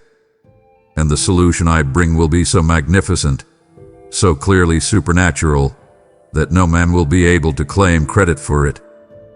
They will not be able to say it was your cleverness, or a lucky break, or the government that saved you. They will look at the sheer wonder of your restoration and be forced to acknowledge that there is a good and powerful God in heaven. Your breakthrough will become a catalyst for faith in the hearts of others. Through your story, many who are on the verge of giving up will see what I have done for you and find the strength to put their trust in me. I am glorified when I rescue the one who was lost. I am glorified when I restore what was broken. I am glorified when I elevate the humble. So be ready, my child. Your personal victory is about to become a public spectacle of my grace. Prepare your heart to give an answer for the hope that is within you, for many will ask. Be ready to declare with a joyful and humble heart, Look what the Lord has done. Now that you are stepping into this new land of promise, this season of fulfillment, you must learn how to walk differently. The skills that helped you survive in the wilderness are not the same ones that will help you thrive in the promised land. So listen closely to my instructions, for they will protect the blessing I am giving you. First, you must walk in profound humility. Never forget where you came from. Never forget the desperation that drove you to your knees. Remember that this blessing is a gift of my grace. You did not earn it, and you do not deserve it on your own merit. Humility is the spiritual posture that keeps your heart open to me and allows my grace to continue to flow. It is the soil in which blessings can grow without being choked by the weeds of pride. Second, you must stay in constant communion with me. The greatest danger in a season of abundance is that the blessing can replace the blesser in your heart. Do not let the gifts I give you cause you to neglect the giver. I did not bring you through the fire just to lose you in the palace. Guard your quiet time with me more fiercely than ever before. It is your lifeline. Third, you must be generous. I am not making you a reservoir of my blessings. I am making you a channel. I am pouring into you so that I can pour through you. The moment you begin to hoard what I have given you, the flow will cease. But as you open your hands and generously share with others, you will find that the flow not only continues but increases. Fourth, you must maintain your posture of stillness even amidst the new activity. Your life will become busier, with more opportunities and more demands. It will be tempting to return to a life of frantic striving. You must resist. Continue to lean on my guidance for every decision, big and small. Finally, let gratitude be the constant anthem of your heart. Begin every day and end every day by thanking me, not just for the big blessings, but for everything. Gratitude is the weapon that defeats entitlement and keeps you in a place of joyful dependence on me, your loving and faithful provider. You see the new path I have laid before you, a path of fulfillment and purpose.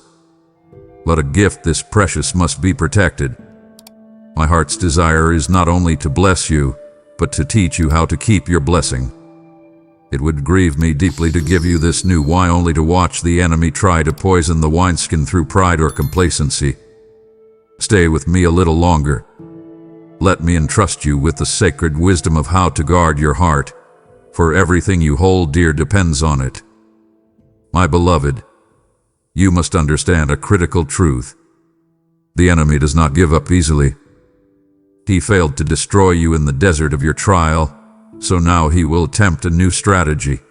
He will try to corrupt you at the banquet table of your blessing. The test of prosperity can be far more subtle, and therefore more dangerous, than the test of adversity. In hardship, your need for me was obvious. But in abundance, the temptation will be to become self-sufficient, to slowly believe that you have accomplished this on your own. This is the enemy's new assault, and his weapons are pride and complacency. Therefore, you must become a vigilant guardian of your heart. I want you to imagine that your heart is a fortress, and you must set up guards at every gate. What are these guards? The first is my word. You must continue to immerse yourself in it daily. It is the truth that will expose the enemy's subtle lies when he whispers that you no longer need to be so radical in your faith. The second guard is prayer. Do not let your prayers become a short list of thank yous. Continue to pour out your heart to me, to confess your weaknesses, to ask for my wisdom. Prayer is what keeps your heart soft and dependent on me. The third guard is fellowship with wise counsel. Surround yourself with people who love me and who love you enough to speak the truth to you, even when it is difficult. Do not seek friends who will only flatter you. You need brothers and sisters who will hold you accountable and gently correct you if they see you starting to stray. The spiritual disciplines that brought you through the wilderness, the fasting, the worship, the sacrifice, these are the very things that will protect you in your promised land. Do not abandon them. And above all, guard your first love. Stay radically in love with me, the giver, and do not become infatuated with my gifts. Cling to me. The enemy seeks to use my blessings to create distance between us, but if you remain vigilant, these same blessings will become a platform to draw you even closer to my heart. My child, the story of what I have done in your life is not meant to be a secret. It is not a private treasure to be kept locked away in your own heart. I have entrusted your story to you as a sacred stewardship, and it is meant to be shared. Your testimony is one of the most powerful weapons I have given you. Do not hide it. The enemy would love for you to remain silent. He will whisper lies of false humility, telling you not to boast. He will try to make you fear the judgment or disbelief of others. You must reject these lies. Sharing your story is not about boasting in yourself. It is about making much of me. It is a declaration of my goodness and my power. When you share what I have done for you, you release faith into the atmosphere. You give hope to others who are still lost in the darkness you have just come out of. Your story becomes a key that can unlock their prison doors, because when they hear what I did for you, a spark of faith is ignited in them that I can do it for them too. And when you tell your story, I want you to be specific. Do not be vague. Do not just say, I was in a hard place and God helped me. No, tell them the details. Tell them about the eviction notice that was on your door. Tell them about the terrifying diagnosis the doctors gave you. Tell them about the betrayal that shattered your heart. Describe the pain, and the hopelessness you felt in vivid detail. And then, tell them with equal detail exactly how I intervened. Tell them how the check arrived a day before the deadline. Tell them how the next doctor's report defied all medical explanation. Tell them how I brought supernatural reconciliation. The details are where my glory shines. You have overcome the enemy by the blood of the Lamb and by the word of your testimony. Your life story is now a lighthouse. I have set you on a hill, and your light is meant to shine brightly, guiding other lost and struggling ships through their own storms and into the safety of my harbor. So speak, my child. Testify. Your story is a sword in your hand and a life raft for those who are drowning. Use it. My beloved, I want you to see this breakthrough not as a final destination, but as a divinely prepared platform for your next assignment. You have been praying for relief, and I have given it. You have been praying for victory, and it is yours. But my purpose for you is infinitely greater than your own comfort. I have brought you to this place of blessing so that you can partner with me on a deeper level to advance my kingdom on this earth. Think of it this way. You have graduated from a long and difficult season of training. Now, I am giving you your new commission. This is not the end of the story. It is the beginning of the most purposeful chapter yet. I am inviting you into a new level of partnership, a conscious, daily collaboration with me. The resources I am placing in your hands, the finances, the influence, the position, the newfound peace in your home, they are not for you to simply accumulate and enjoy. They are kingdom tools. They are meant to be invested for eternal purposes. That extra money is for you to fund the ministry that feeds the hungry. That new position of influence is for you to be a voice of integrity and compassion in a place of darkness. That peace in your home is to make it a sanctuary, a place of refuge for those who are lost and hurting. Your obedience in this new season is the key that will unlock even greater things I desire to do through you. As you prove faithful with what I have given you now, I will be able to entrust you with more. Your capacity to partner with me will grow. Therefore, you must learn to listen for my strategic instructions. Do not move ahead on your own assumptions.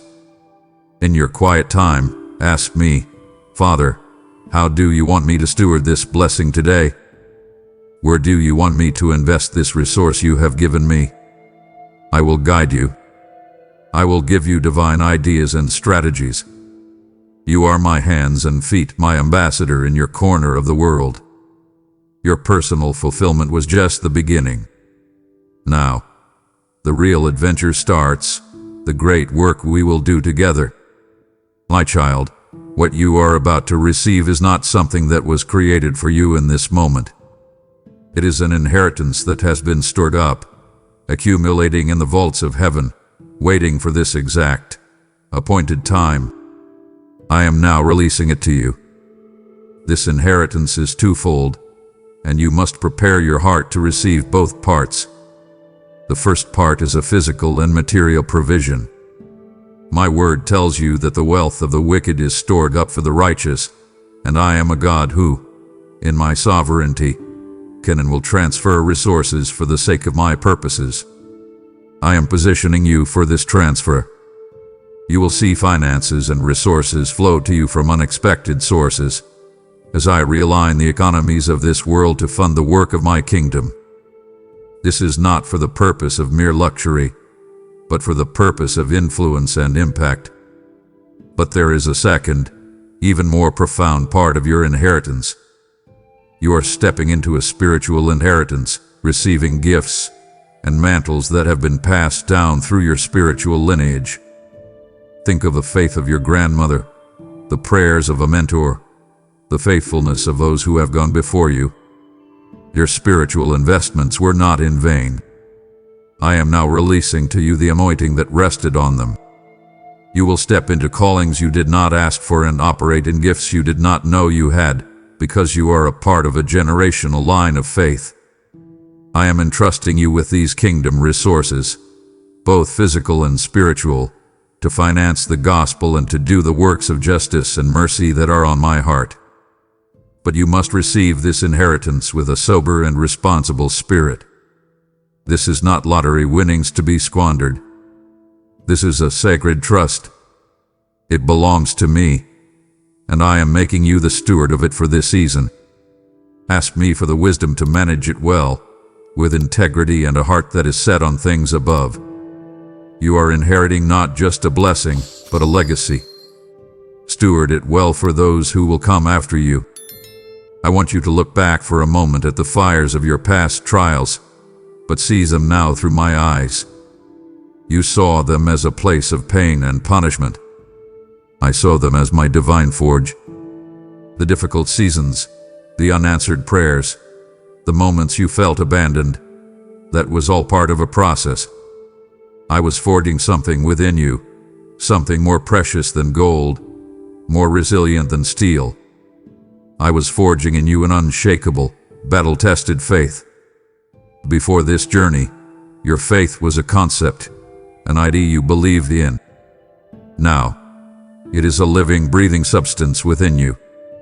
It is a muscle that has been developed under immense pressure. Every time you chose to trust me when your feelings screamed in protest, you were doing another repetition in my spiritual gymnasium. Every time you held on to my promise when your circumstances contradicted it, you were building spiritual strength. You now possess a faith that is not theoretical, but experiential. It is scarred, it is proven, and it cannot be easily shaken. This deep-seated trust, my child, is the most valuable and magnificent treasure you have gained from the waiting.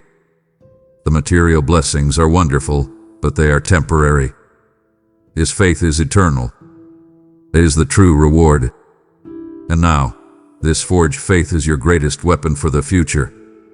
When you face the next giant, you will not approach it with the trembling fear you once had. You will approach it with the memory of my past faithfulness. You will look at that giant and say, my God, who delivered me from the lion and the bear, will deliver me from you. Your faith is now an example, a source of courage for those around you who are still wavering. They will look at your quiet confidence and draw strength from it. And most importantly, this unshakable trust you now carry is the very foundation upon which I will build the next glorious chapter of your life.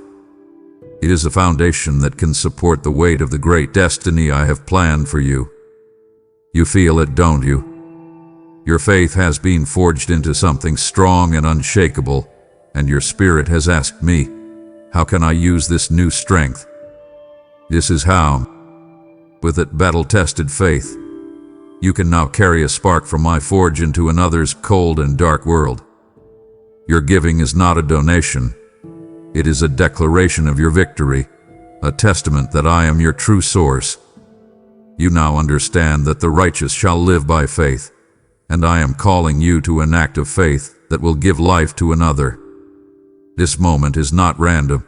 It is the first test of your new foundation. As you release this provision through a super thanks, membership, or the PayPal link below, I will release over you a new shield of my protection that cannot be broken.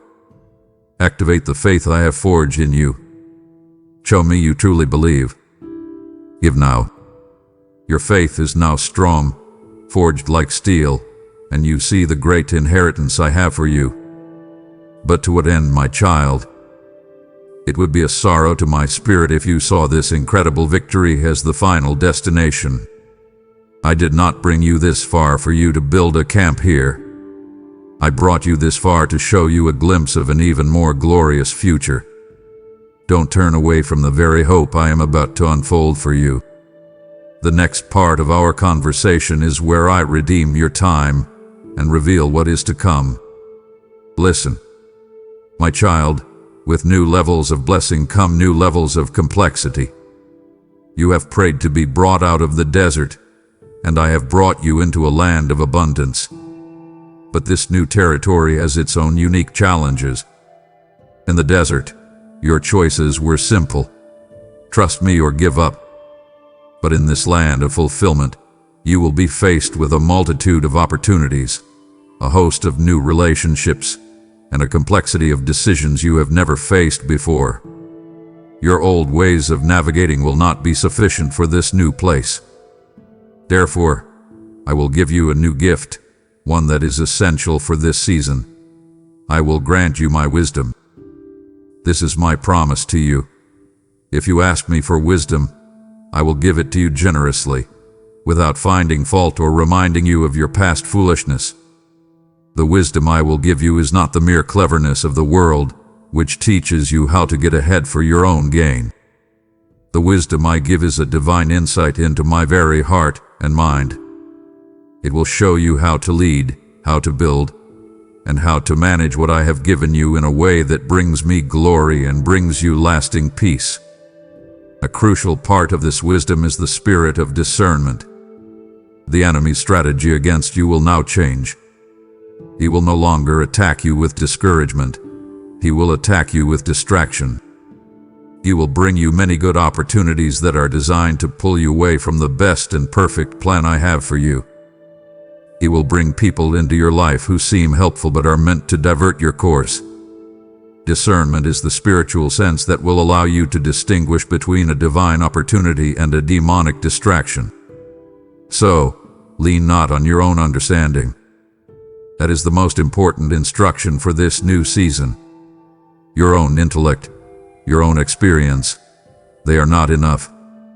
Before you make any decision, whether it seems big or small, I want you to practice the holy pause. Stop. Quiet your heart. And ask me, Father, what is your wisdom here? I promise you, I will answer. I will make your paths straight. My child, one of the deepest wounds in your heart is the sorrow over what you perceive as lost time. You look back at the years of waiting, of struggle, of wandering, and you grieve them as wasted. You calculate the progress you could have made, the joy you could have had, and your heart aches with regret. I am speaking to that wound today to heal it completely. I am the Lord of time. It is a creation that is subject to me. I can bend it, stretch it, and I can redeem it. This is my promise to you. I am now stepping into your timeline to redeem what you have perceived as lost. I will not just make up for the lost years. I will do it in a way that will leave you in awe. I will accomplish in a short season what would normally take a lifetime. This divine acceleration is a gift of my grace, my supernatural compensation for the years of delay. You will see doors open so fast, progress happen so quickly, and growth occur so rapidly that you will feel as if you are living in a whirlwind of my goodness. Therefore, I command you today to stop mourning the past. Do not look back with regret any longer. If you keep your eyes on the rearview mirror, you will miss the beautiful new thing I am doing right in front of you. My power transcends the slow, linear progression of human time. I can restore in a moment what was lost over a decade. I am about to turn your mourning into dancing. The heaviness of regret you have been carrying will be replaced by a lightness of spirit you have not known. The sorrow over what could have been will be erased by the sheer beauty of what is. You will look back one day soon, not with pain, but with wonder, marveling at how quickly and how completely I turned your entire story around. The years were not wasted, my beloved. They were an investment. And now, you are about to receive the glorious return. My child, in the deepest valleys of your struggle, you felt profoundly alone. You believed you were weeping in a room with four walls, that your cries were muffled by your own ceiling. But I want to pull back the veil for you and show you the truth of it. Every tear you shed was seen and collected as a precious treasure. Every whispered prayer that you thought was lost in the wind, it arrived in my throne room with the force of thunder, and all of heaven took notice. You must understand, your journey has not been a private affair. All of heaven had been watching, waiting with you, leaning in with bated breath. And now that your breakthrough has come, you are not celebrating alone. At this very moment, there is a great and thunderous rejoicing among the angelic hosts on your behalf. The mighty warrior angels who were dispatched to contend for you in the unseen realm, who pushed back the forces of darkness arrayed against you, are now celebrating a battle won. The victory is not just yours, it is theirs too, a testament to the power of the one they serve. And what of the saints who have gone before? That great cloud of witnesses you have read about, they are not a distant, disinterested crowd. They are a stadium of champions, leaning over the rails of eternity, and they have been cheering you on. They who know the struggle, who fought their own battles, they have been watching your perseverance, and now they are joining in the celebration of your faith.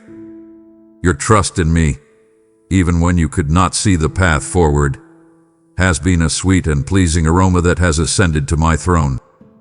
It brought me a unique and profound joy to see you cling to me in the darkness. Your victory is not a small, isolated event. It is a significant part of a much larger, cosmic story of my ultimate triumph over darkness. Every time one of my children breaks free, it is a blow to the enemy's kingdom and a powerful declaration of my redemptive power. So feel it now, my beloved. Open your spirit and feel the joy of heaven joining with your own. Let the cheers of the saints and the songs of the angels amplify your celebration. You are not just relieved, you are being celebrated by the hosts of heaven. My child, it is tempting to see this breakthrough as a final destination, a singular moment of victory to be cherished. It is a moment, and you must cherish it. But I need you to expand your vision. For what has happened is not merely a moment, it is the beginning of a sustained movement of my spirit in your life. A moment is a snapshot of the picture in time. A movement is a powerful river current that has now been unleashed, and it is designed to carry you forward into a future you can barely imagine. For years, your spiritual life has been like a river blocked by a massive dam of obstacles, doubt, and delay. The pressure has been building, and the breakthrough you just experienced was the moment that dam finally broke. Do not make the mistake of simply celebrating the breaking of the dam. You must now understand that the river is flowing. I am establishing a new and powerful momentum in your life that will carry you forward for years to come. Things that once required intense, grinding effort will now begin to happen with a supernatural ease and flow as you learn to move with the current of my spirit. This is a foundational shift. Think of it as the watermark on the shore of your life, being permanently raised. Your old normal is gone. I am establishing a new baseline of what is possible for you and me. This is a new precedent of my goodness and power, not just for you, but for your generation, demonstrated through you. And this movement will create a ripple effect. Imagine your life as a stone I have just dropped into the center of a still pond. The ripples of your breakthrough will spread out, touching everything and everyone around you. Your family will be touched. Your community will be touched. Your finances, your health, your purpose, all will be carried by this new wave. So get ready, my child. Your job is no longer to struggle on the riverbank.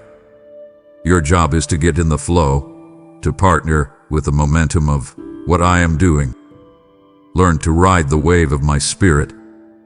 It will take you to places you have only dreamed of. The moment was glorious, but the movement will be magnificent.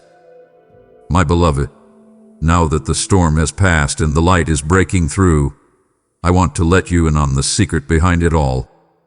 I want to tell you the ultimate purpose of your long and painful journey. The blessing you have received is wonderful. The restoration is glorious. But the breakthrough was never the ultimate goal. The true prize, the treasure I was after all along, was you. The entire process was designed to draw you closer to my heart. The blessing is secondary to the beautiful, unshakable intimacy we have cultivated in the process. Before the trial, you knew of me. You believe in me. But now, you know me. You know me not just as a distant provider or a theological concept, but as a friend, a counselor, and a loving father in a way you never could have before. You have come to know me as the friend who sat with you in the ashes of your grief when everyone else had gone. You have come to know me as the counselor who whispered wisdom into your heart in the middle of your confusion. You have come to know me as the father who held you together when you felt like you were falling apart. This deep, experiential knowledge of who I am, this is the true treasure. This is the eternal reward that will outlast every material blessing. In the stillness of the waiting, you found me. And now, in the joy of the fulfillment, you will know me even more. The greatest danger you now face is letting the busyness of the blessing crowd out the secret place of our fellowship. You must guard our intimacy above all else. Do not become so enamored with the gifts that you neglect the giver. My greatest joy is not in what I can do for you, but in who I can be with you. Nothing, not your success, not your influence, not your abundance, is more precious to me or more vital for you than the quiet moments we share together. That secret place is where you found your strength, and it is the only place you will keep it. We are so close now, my precious one. You have heard the secret of my heart, that all of this hath been for the sake of our intimacy, to draw you close to me. It would pierce my heart if you left before I could give you my final, most powerful promise. Everything we have spoken of, every victory, every blessing, is built upon this final, unbreakable truth. This is the seal upon it all. Today, let me give you the eternal covenant that will be your anchor forever. Do not miss this. My child, as you step into this new season, there will be new challenges. The enemy will try to stir up new storms. The world will continue to rage with uncertainty. So I want to seal your heart today with a promise that is absolute and eternal. I want to give you a foundation that can never be shaken, no matter what winds may blow. My word declares, though the mountains be shaken and the hills be removed, yet my unfailing love for you will not be shaken, nor my covenant of peace be removed. Let those words sink deep into your spirit. This is my solemn oath to you. I have established an unbreakable covenant of peace with you. But you must understand what this peace truly is. It is not the fragile peace of the world, which is merely the absence of trouble. My peace, the true shalom I give to you, is not the promise of a trouble-free life. It is the absolute, unwavering confidence of my presence with you in the trouble. It is the deep calm in the belly of the ship, even when the waves are crashing over the deck. It is the steady hand of the pilot in the worst turbulence. It is the anchor that holds you fast to the bedrock of my faithfulness when the hurricanes of life are raging. This peace is a seal upon your heart, a guarantee that your ultimate well-being is secure in me. And this covenant is not based on your performance. It is not dependent on you having a perfect day or never making a mistake.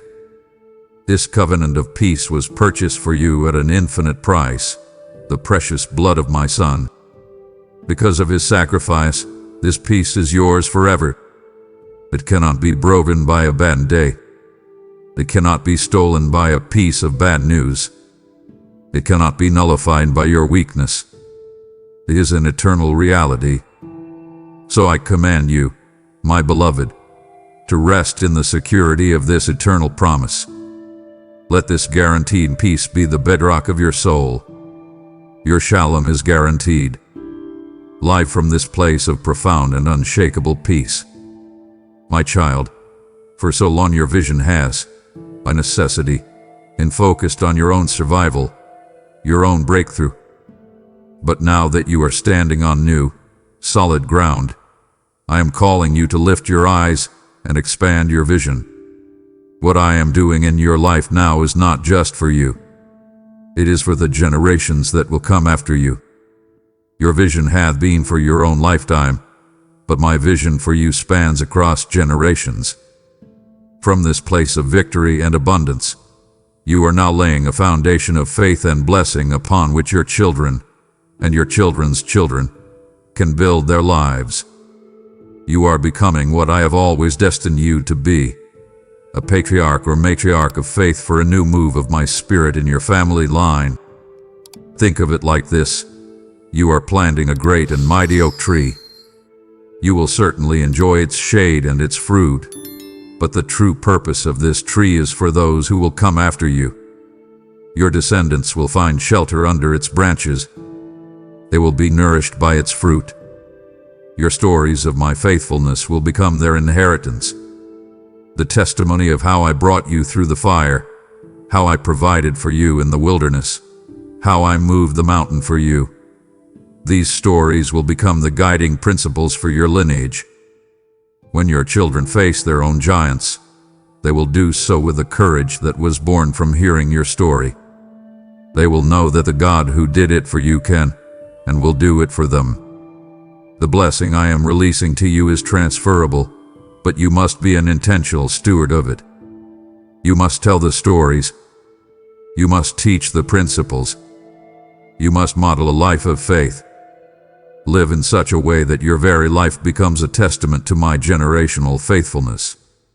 You are not just building a life, my child. From this place, you are building a legacy that will outlast you and bring glory to my name for generations to come. My child, I want you to take this victory, this miracle you are now holding, and build a monument with it in the landscape of your heart. I want this moment to be a permanent, unshakable memorial to one single, glorious truth. I am not a man that I should lie. The words I speak are not hopeful suggestions or empty platitudes. They are the very fabric of reality.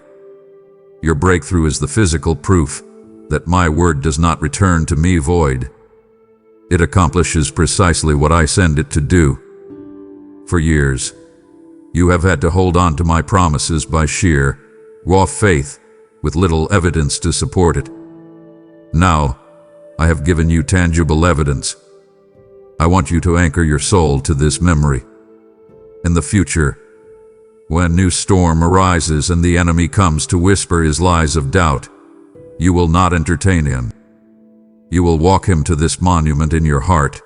You will point to it, and you will say, "My God did that. He is faithful. His promises are true. Now leave me." This victory solidifies your faith, moving it from the realm of hope into the realm of certainty. But understand this: what I have done for you is also a down payment. It is a deposit, a guarantee of all the other promises I have spoken over your life that have not yet come to pass. If I have done this for you, I will do all that I have said. Every promise I have ever made finds its absolute yes and amen in my Son, Jesus. This means my promises are not just wishful thinking. They are legal, binding, and eternally guaranteed by the most sacred oath in the universe. They are more real than your circumstances, more reliable than your feelings, and more sure than the ground beneath your feet. So stand on them. You not just read them. Build the entire house of your life upon the unshakable foundation of my promises. They will not crack. They will not shift. They will hold you secure for all eternity. My child, I want you to breathe in the joy of this moment. Savor this victory. Celebrate what I have done. But once you have caught your breath, I want you to lift your eyes, because this is not your final destination. This glorious new day you are in. This is not the pinnacle of my plan for you. This is simply the sunrise of a new and far more glorious era. What you are experiencing now, as wonderful as it is only a foretaste of the glory I have prepared for you. It is one beautiful chapter in an epic story that I am writing with your life, a story that ends in eternal triumph and a joy so profound you cannot yet comprehend it. My plans for you, my beloved, are for a future and a hope that exceed your wildest and most daring imaginations.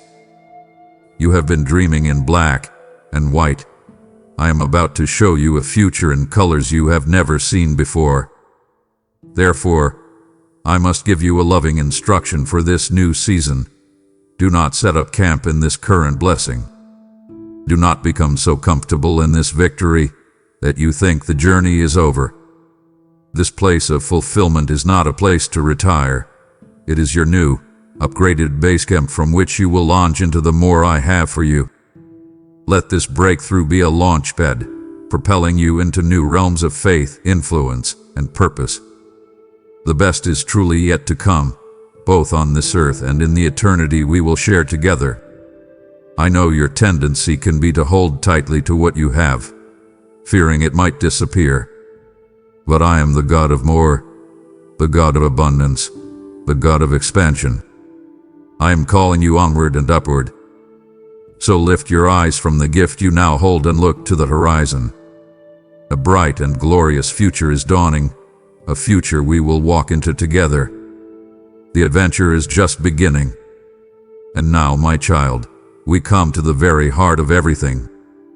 We have journeyed together through this conversation, from the command to be still to the symphony of my design, through the pain of your waiting and into the joy of your breakthrough. We have spoken of your destiny, your legacy, and the glorious future that awaits you. But I want to end where everything truly begins and ends.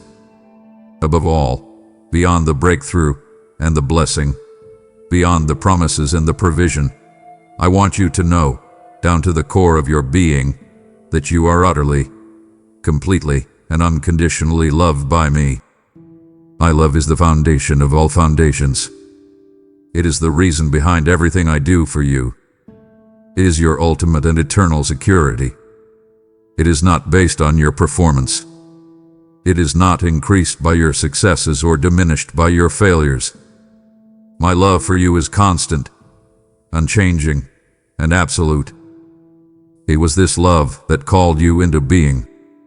It was this love that sustained you in the darkest moments of your waiting, even when you could not feel it. It was this love that orchestrated every detail of your victory. It was this love that planned your future. Everything is an expression of my love for you. So now, I bring you back to the beginning. Be still, my child, and rest. But this time, I want you to rest not just in the hope of a promise, but in the finished reality of my unfailing love. Rest in the knowledge that you are cherished beyond measure. Rest in the security that you belong to me. The blessing is a beautiful gift, but it is not the greatest miracle. The greatest miracle, the most profound truth in all the universe, is this: you are mine, and that will never change.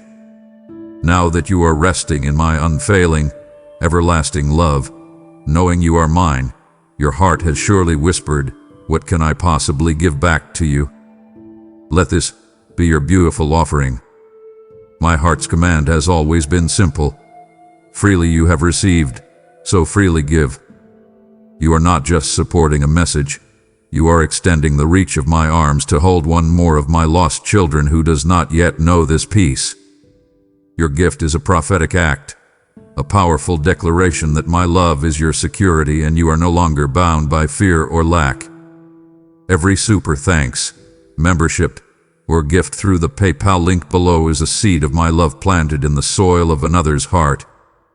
For every measure of love you pour out, I will pour back into you a double portion of my joy, filling your home until it overflows. And I'll go. Pour out the love you have so freely received. My child, before you step back into the flow of your day, I want you to solidify what has transpired between us. The words you have heard are spirit, and they are life. But faith requires an act of agreement, a moment where your will aligns with mine. I want you to create a memorial for this moment, a declaration that you can look back on, a stone of remembrance that says, "On this day, I heard the voice of my Father, and I believe it. Therefore, I invite you to make your faith tangible. In the space below this message, where you can share your words, I want you to write a declaration from your own heart. Let it be your personal amen to my promises. If your heart agrees, I want you to write these words for me, for yourself, and for all of heaven to witness. I will be still. My striving is over. It is happening for me. You not do this for the sake of others, but as a sacred act of faith between you and me. Let your typing be a prayer. Let your words be an anchor for your soul, holding you to the truth you have received today. This is you planting your flag in the ground of my faithfulness, proclaiming that you are moving from a season of anxious striving into a season of peaceful receiving. Go now. Make your declaration, and as you do, feel my spirit confirming in your heart that it is already done. I will be watching, and all of heaven will rejoice with you. Now go in my peace and walk in your victory. Amen. If you believe in me, your Heavenly Father, then like this video and leave a heartfelt amen in the comments. If you want to stay closer to me, then subscribe to this channel.